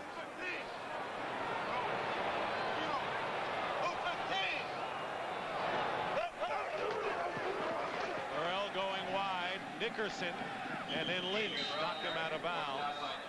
Not much there. A gain of 1 yard. You know, everyone talks about streaks and what's on the line. We talk about the weather streak with the Tampa Bay Bucs. Here the New York Jets, who have lost 16 straight games in the month of December, including 1 regular season game played in January. That looks like that's going to go by the boards. Yet in the games between these teams, the Jets are 5-1 against the Bucs and 4-0 at home. That's 2 at the Meadowlands and 2 at their old stadium, Shea Stadium. But it's been a great year for both New York teams. One a division champion, the other looking to get into the playoffs. New York Giants winning yesterday over the Redskins to clinch the NFC East. And right now, for a McDonald's game break, let's return to James Brown at our Fox Television Center in Hollywood. Dick and Matt, Dallas knows a loss, and it is out of the playoff race. Hey, they can't stop Cincinnati, can't stop Corey Dillon. Over 1,000 yards for the season, 24-10 Cincinnati, 3:33 left in a third. Back to Dick and Matt. I do wonder about the changes that Dallas may have to make going into next year. They're going to need people, and with all the salary cap things, that problems they have, they're going to have a tough time. They just proved down there that you can't win with a strong secondary. You have to win with an up-front group on defense. Third down and 8. Here's Morrell, and the Jets will have to kick. Nickerson and Gooch on the play. Speaking of getting help for the New York Jets, New England yesterday, in as ugly a finish as I have seen. I mean, that was some of the worst decision and clock management that I've seen. I mean, that's almost it. Well, it is. It's inexcusable. Ryan Hansen will be kicking to Carl Williams. Good kick by Hansen. One Jet misses him, and then a few others bring him down at the 22-yard line. Steve Walsh finally going to get in this game when we return to the Meadowlands. Trent Dilfer going to the sidelines for many reasons. He's not been healthy. He hasn't played well, and the Jets lead 31-0. So why risk further damage to your quarterback? And Steve Walsh is coming in. Let's compare the two. And of course, as you mentioned so many times, it hasn't been imperative for Neil O'Donnell to have a big day the way it's gone. No, at this point, all Neil O'Donnell has to do is just secure the football and hand it off to the right guy, something which Dilfer didn't do in the first half. I mean, that's as poor a job that I've seen. First down for the Bucs with Steve Walsh, the quarterback, from the 23. And Walsh's first pass, and it's dropped. Penalty flag is down. Riddell Anthony was the intended receiver, and a flag at the line of scrimmage.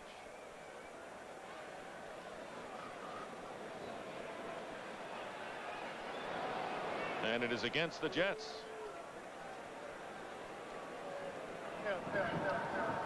Illegal hands to the face. 72 defense. Jason Ferguson, who replaced Ernie Logan, who went out of action with a sprained ankle. This game is presented by authority of the National Football League and is intended for the private use of our audience. Any rebroadcast or other use of this telecast without the express written consent of the New York Jets and the NFL is prohibited. Dick Stockton, Matt Millen here at the Meadowlands. That's okay. First down at the 28.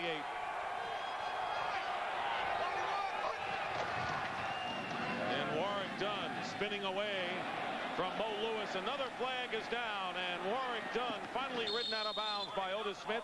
But again, another penalty marker down at the line of scrimmage. And that was thrown right away, so that's going to be a hold again, and it is. It's a hold against Tampa Bay. The referee throws it that quick, and he sees it, and he's convinced right away. When you see a flag thrown right after the snap, you know it's generally a hold. And that's going to nullify the biggest gain of the day by the Buccaneers, 33 yards. 82 offense, 10 yards, repeat first down. Patrick Hape, he has had a rough day because he fumbled on a botched handoff, and he's guilty of holding here. Right there on the right. They're calling out. I don't see any hold right there. I missed that one.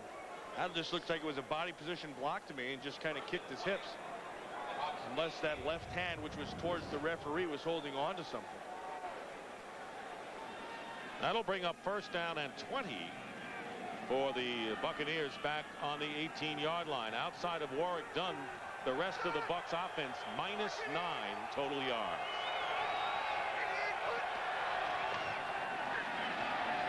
Steve Walsh's pass is dropped, and that was a wide open John Davis who had it and lost it, and an elbow problem perhaps for Steve Walsh. He took a shot. Second and 20 from the 18. Well, Walsh knew what he wanted to do and knew where he had to go, and the ball's perfectly thrown. Then he just kind of falls on that left non-throwing elbow, but the ball's perfect. Look at that. It's right where it had to be.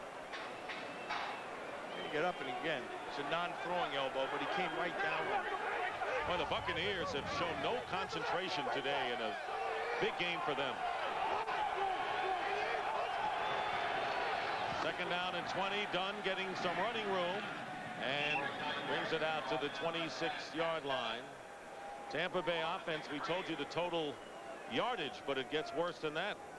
And in this, this isn't on your quarterback. You're dropping balls. Look at this, total yards. I mean, it's the whole thing. Look at this. This is one big mess. And this is a team that is in better shape than most in the NFL, knowing that all they need is one win to wrap up a playoff berth. But that window is narrowing ever so much.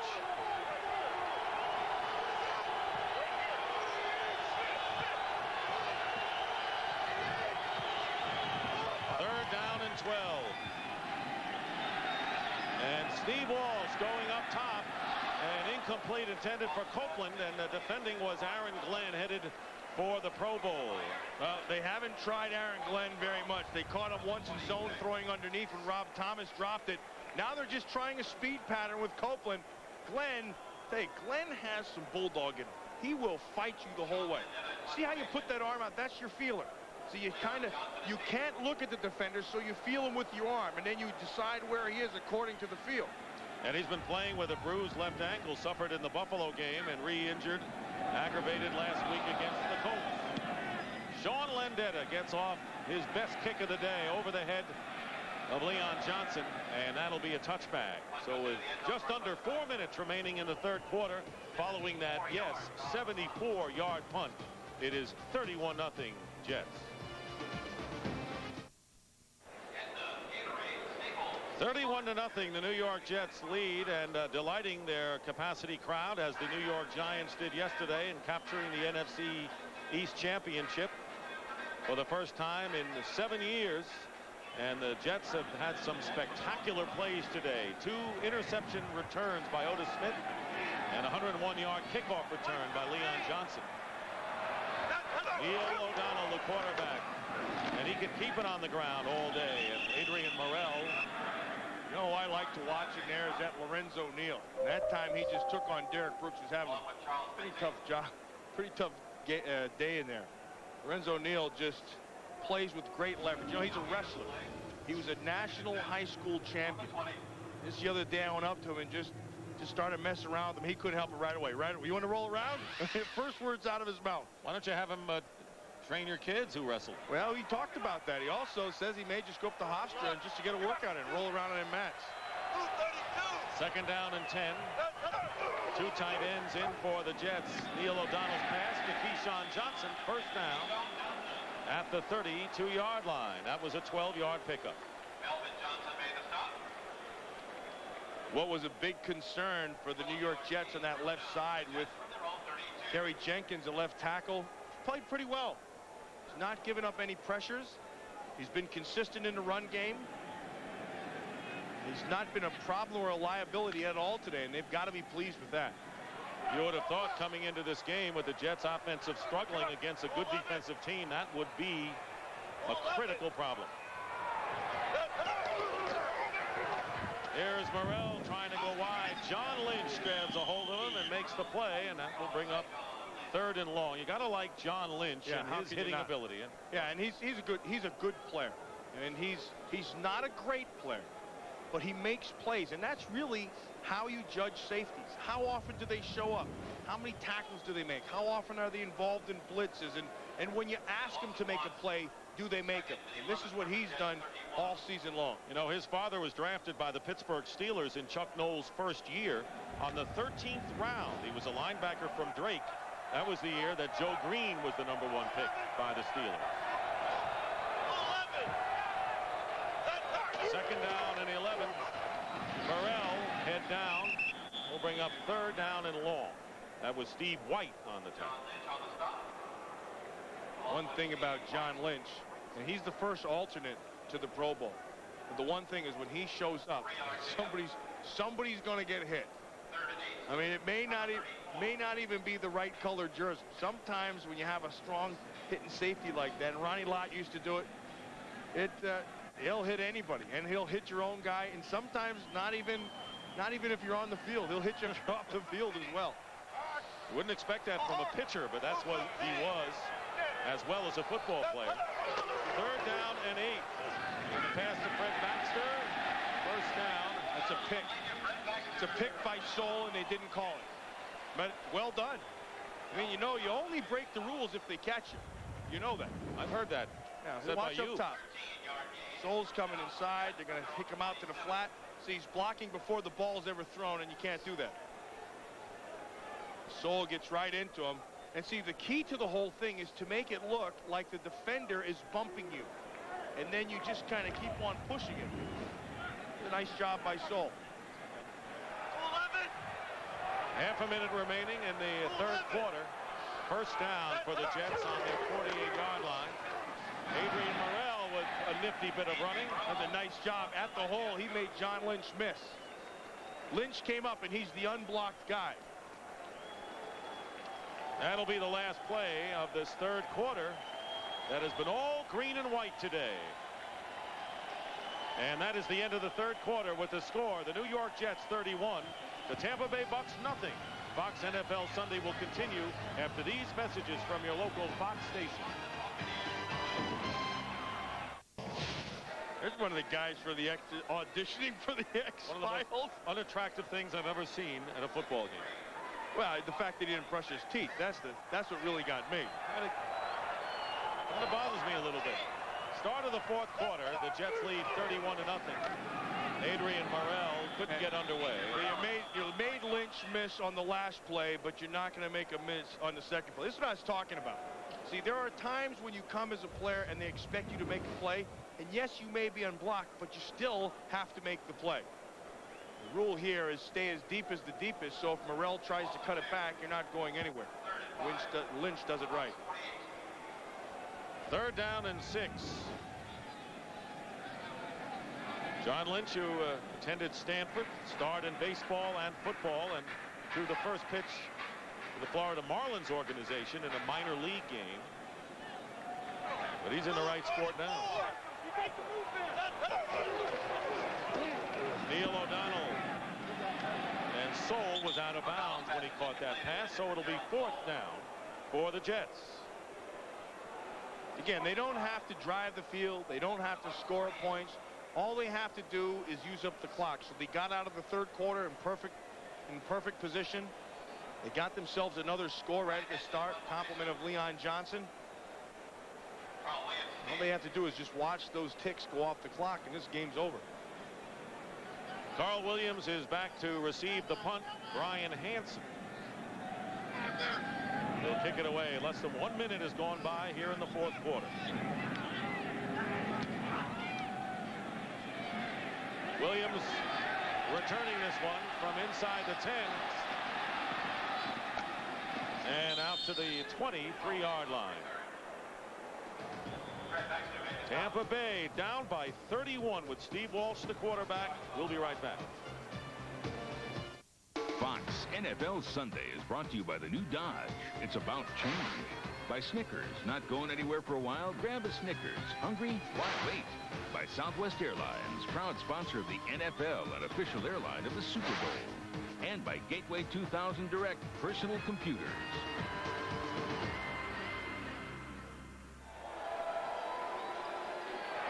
Tampa Bay Buccaneers, Steve Walsh in relief of Trent Dilfer for the 2nd straight week. First down on the 23-yard line for Walsh, and his pass is caught by Horace Copeland, and Copeland gets about 7 yards on the play. You know, watching Walsh here. Now, obviously, it's not the same time. You're down by 31 all, but I'm not so sure that Walsh should have been the guy to be pulling the trigger right from the start. Well, Trent Dilfer tried to go last week after he was hurt. Courageously, but he couldn't do it. Now, by the way, that was the first catch by a Buccaneer wide receiver in the game, which speaks volumes as well. There is Warwick Dunn with a good bit of running, gets the first down, 9 yards. Warwick Dunn's been the entire offense for the Tampa Bay Bucs. I said it at halftime, and it's continued here in the 2nd half. The only guy who's really made the plays both in the passing game and the running game, and probably his biggest play was called back earlier on a Patrick Hape holding call, but Dunn's brought his best game and effort.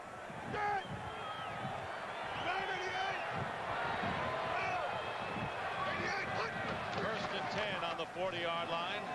Warwick Dunn runs right into Bobby Hamilton, and right now for a McDonald's game break, let's return to James Brown at our Fox Television Center in Hollywood. Dick and Matt, Dallas about to be kept out of the postseason dance for the first time since 1990. Boomer Esiason to David Dunn. Esiason, 242 yards, 2 touchdowns, and 3.5 quarters of work already. Back to Dick and Matt. All right, JB, thank you very much. So that leaves the Eagles still with hopes. You know, Carolina coming up next with a chance. Dick, you know, I think what happened with Dallas Cowboys, when they got beat by the Green Bay Packers, I think they packed their season in. Walsh gets pressure, incomplete. I watched them on the Monday night game, and they quit. In that game, they had no fight in them, and I was really surprised. You know who I feel bad for? Troy Aikman. And there's a lot of, there's a lot of good, solid guys down there. But I mean, offensively, Troy Aikman more than any. And the problem is, I mean, you can only do so much. There's gonna have to be some changes, and I believe one of them is going to have to come in who's leading the team. That's a question. Yep. I think they got to make a change and switch it. 3rd down and 5. Steve Walsh's pass dropped again by this time Horace Copeland, and that will bring up a 4th down. And your comment about, well, you know, Jerry Jones is a smart man. There's no question about it in business. He knows what he's doing, and I think that he'll do the right thing as far as what the Dallas Cowboys need. If he needs to make a change at the coaching spot, it's almost as if you say, you know what, you got to change your quarterback, and Jerry Jones says, you know what, the more you tell me, the more I'm not going to change. Think so? sometimes it looks that way because they should have made a change last year. I might agree with you if he doesn't do it this time. Sean Landeta with the kick. Leon Johnson with the fair catch. And he's got it at the 27-yard line. So this game is turning into a big one for the Jets in many ways. They may get to control their own destiny again.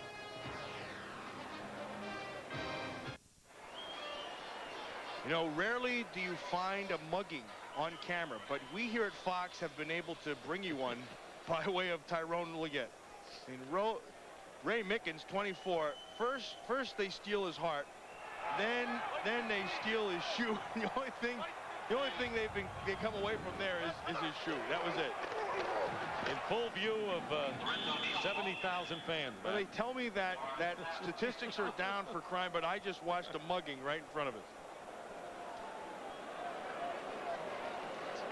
Let's look. If you look real close in his back pocket, the good news is he still has his wallet. Make sure some of his teammates don't go after that. 2nd down and 7. Adrian Morrell out of the game, and what a tremendous performance for Morrell, as he's gone over the 1,000-yard mark in rushing for the 2nd season in a row. Richie Anderson, his replacement, carries on 2nd down and 7. And he is stopped by Derek Brooks. Morrell today on 26 carries, 73 yards, including a touchdown.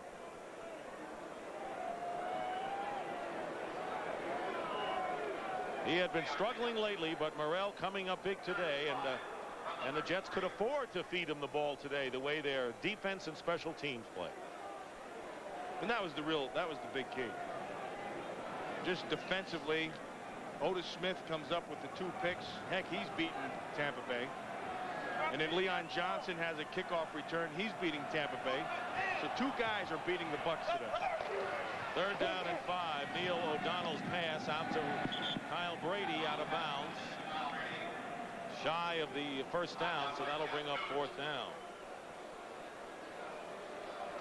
Leon Johnson. Leon Johnson and Otis Smith, both of them, between the 2 of them, 21 points. Smith with interception returns of 51 and 45 yards for scores. Brian Hansen will kick, and Carl Williams back deep for the Buccaneers. They have not been able to muster an offense today.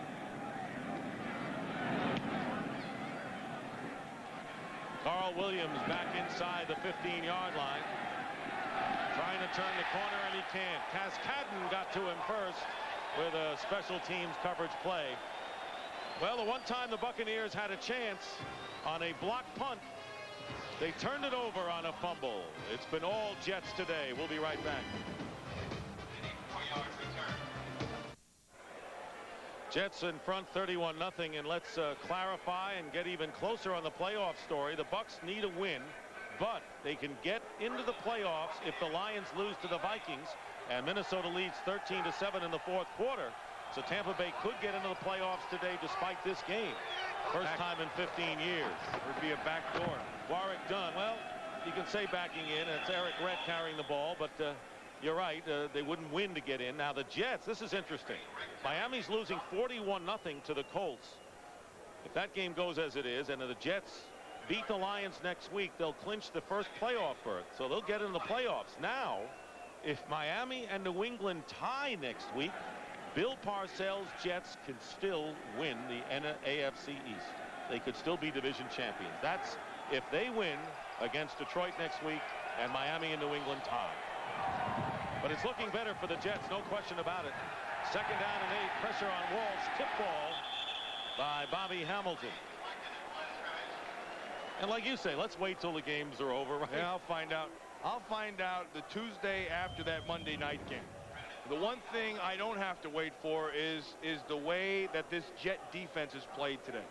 Because really, that you can see Otis Smith has 2 picks for interceptions, Leon Johnson for a touchdown, but the Jet defense really has eliminated this offense by Tampa Bay from the beginning of the game all the way through. They've controlled the line of scrimmage. and they've taken everything away from them. 3rd down and 8. Buccaneers 0 for 12 on 3rd down conversions, and Tampa Bay will call a timeout. And they went into the game with a banged-up quarterback and without Mike Allstott, one of their offensive threats. We'll be right back. 9:02 remaining in the 4th quarter. The Jets on their way to their 9th victory of the year. Last time they won a game after the month of November was against the Redskins back in '93. And also the last time they shut out the opposition. They have lost 16 in a row in games played in December and 1 game in January. 3rd down and 8 for the Buccaneers on the 20-yard line. Steve Walsh, the backup quarterback, throwing it out. It's incomplete. Jerry Ellison was the intended receiver. And Landeta will come on once more.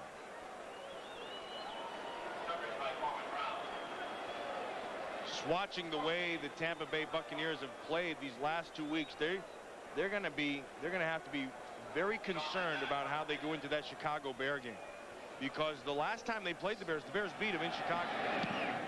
Landeta with the kick. Leon Johnson and Dave Moore makes the tackle near midfield. Well, tomorrow on Fox, it's an episode so outrageous, so controversial, we can't even tell you about it.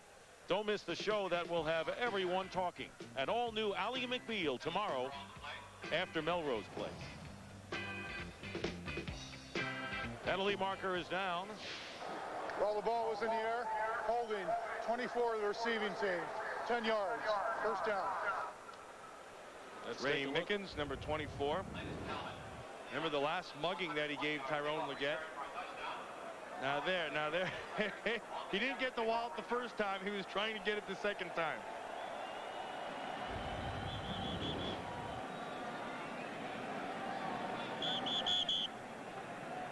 Eight minutes, 47 seconds remaining in the 4th quarter.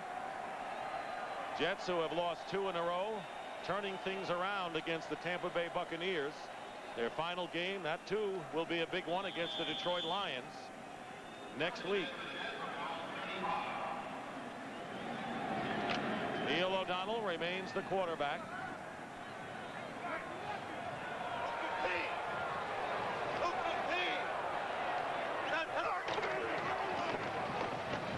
Richie Anderson for a yard. Matt mentioned the Bears beat the Buccaneers in Chicago a couple of weeks ago. Tampa Bay with only 1 victory since mid-November. And the Bears have won 6 of the last 7 meetings. And also keep in mind that the Buccaneers have struggled against their division opponents at home. They have lost to the Lions, the Vikings, and the Packers. Oh my. At home this year. Lions and Vikings and Packers. Oh my. 3 division losses at home. Little, I know you're impressed. No, you mean it's a little Wizard of Oz little shot right there. Here is Lorenzo Neal with the catch. Cincinnati Bengals. Now it's 31-23. Dallas 8 points behind. Minnesota holds on to that 6-point lead over Detroit. Amazing that the Miami Dolphins would be squashed that much today, but they are by the Colts. Jacksonville leading. Jacksonville's the only team in Florida that's holding up their end of the bargain. Right now it's 72-0 between Tampa and Miami. Jaguars are the lone beacon in the night. Here's O'Donnell's pass, and it is caught by Alex Van Pelt. Van Pelt with 2 touchdown catches last week in a losing cause against the Colts. Gain of 18. Well, Van Dyke is going to make this inside against a defense that is all replacements, because Tampa Bay has put their second unit in. And they're saving the bodies for their last push down there in Tampa versus Chicago. This is the time of the game where it's fun. I mean, you can see Cascade, and he's telling everybody how he whooped people and threw them around, and you can laugh about it before you ever get into the locker room. Here's Gerald Soule We said earlier, Soule has impressed Bill Parcells. He was picked up on waivers right before the season from the Green Bay Packers, and he gets 6 yards. Greg Belisari, rookie from Ohio State, getting some action at linebacker for the Buccaneers. Ron Wolf liked Soule. I mean, he liked him, and that was kind of an iffy pick for him.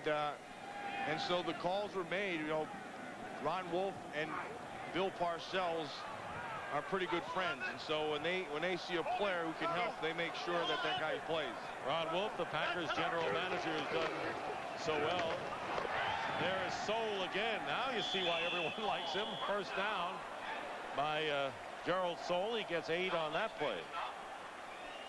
Little pop right there at the end of that. Soule runs with some authority. Listen to this.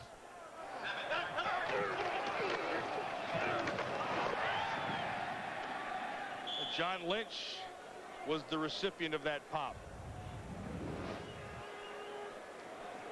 The Jets went right after this Tampa Bay defense. We said it at the start of the game, and they continued with it. And I really believe that anybody who continues to pound on this defense is going to have success. First down. There's Gerald Soule again. And look at him run. Gerald Soule. Tyrone Leggett finally brings him down after a gain of 8 yards. You know, the Jets have had good success against the NFC Central. They defeated the Minnesota Vikings here on November the 23rd. They won at Chicago. And they're beating Tampa Bay soundly, and that would be good news because they have to face another NFC Central team in the Lions in the big game on the road next week that could give them the playoffs and probably would clinch the playoff berth and maybe even on the outside a division title. So they had to win the NFC Central to win the AFC East. Exactly right. There's Soule, and John Lynch provided the hit that time. Close to the first down. I think if you're going to pick an MVP of today's game, obviously you'd say Otis Smith for the 2 picks, but for me, I would say the offensive line for the New York Jets, especially that guy right there, Kerry Jenkins. Jenkins and Lamont Burns, 63 and 71. And when they went into this game, the Jets had a lot of questions about them. They hoped that they were going to be able to hold up. And as the game unfolded, they held their own. And they did a very good job. We haven't had to talk about them all game long about getting beat.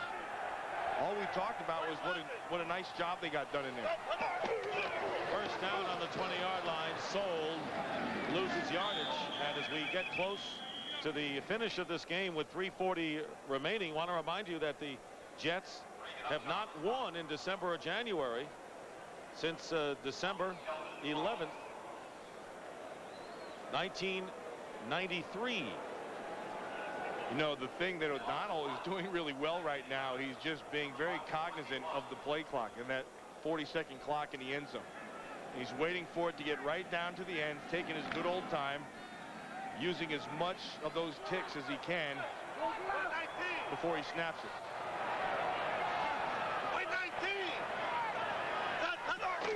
Got it off at the 1-second mark. Gerald Soule, with under 3 minutes to go, gets 10 more. This is exactly what the New England Patriots should have done yesterday.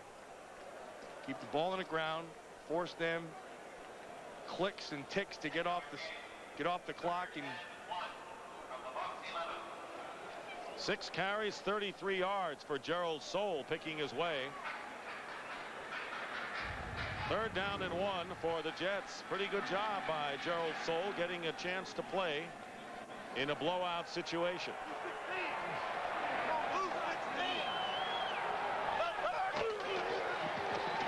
And Gerald Soule gets the call again. Rookie from Tulane, by the way, as we get down to the 2-minute warning. Another note, the New York Jets have never shut out the opposition since they played at the Meadowlands, and they are going to be 2 minutes away from that. And we'll return to the Meadowlands in just a moment.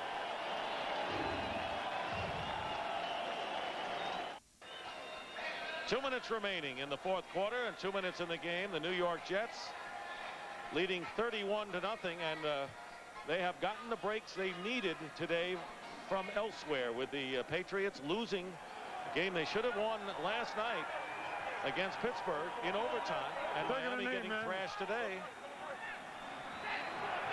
Jets with a win today now will control their own destiny, and a win against the Lions on the road next week will get Bill Parcells into the playoff in his first year with the Jets. Under 2 minutes to go. And while we have a moment, want to thank some people. Today's game produced by Richard Zients and directed by Artie Kempner. The studio was produced by Scott Ackerson and directed by Bob Levy. Thanks also to our graphics crew, Mark Rita, Mike Kirby, Jimmy Casal, Dave Clancy, and Mike Stevepak.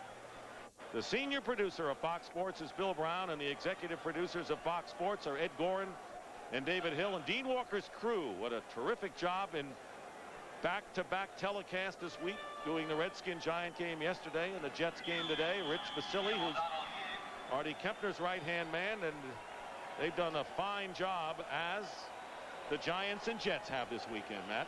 It's an all New York weekend.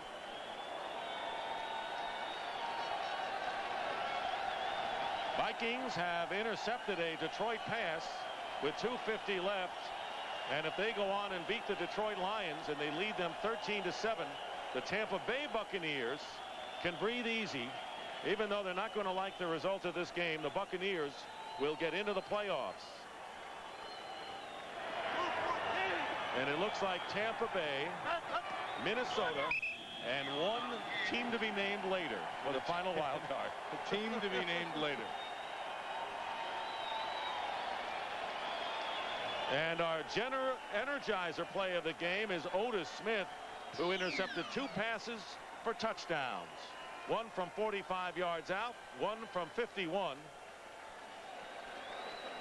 And there's Otis Smith, who intercepted 2 passes for touchdowns in the same quarter. Only the 10th player in league history to do that. And let's not forget Leon Johnson with a 101-yard kickoff return for a score. And as you mentioned, those rookies on the offensive line did not hurt the Jets today, and they held up. No, they did a very good job, and that's something that they can count on a little bit. Not that they're ever going to be dominant at this point, obviously, but it's something you can build on. A much better improvement than it was a week ago. So the Jets will go to 9-6. Playoff hopes are still very much alive and in good shape. They control their own destiny. The Buccaneers fall to 9-6. And we will have our post-game show coming up after this commercial break. Final score, the Jets 31, the Tampa Bay Bucs nothing. Dick Stockton, Matt Millen from the Meadowlands.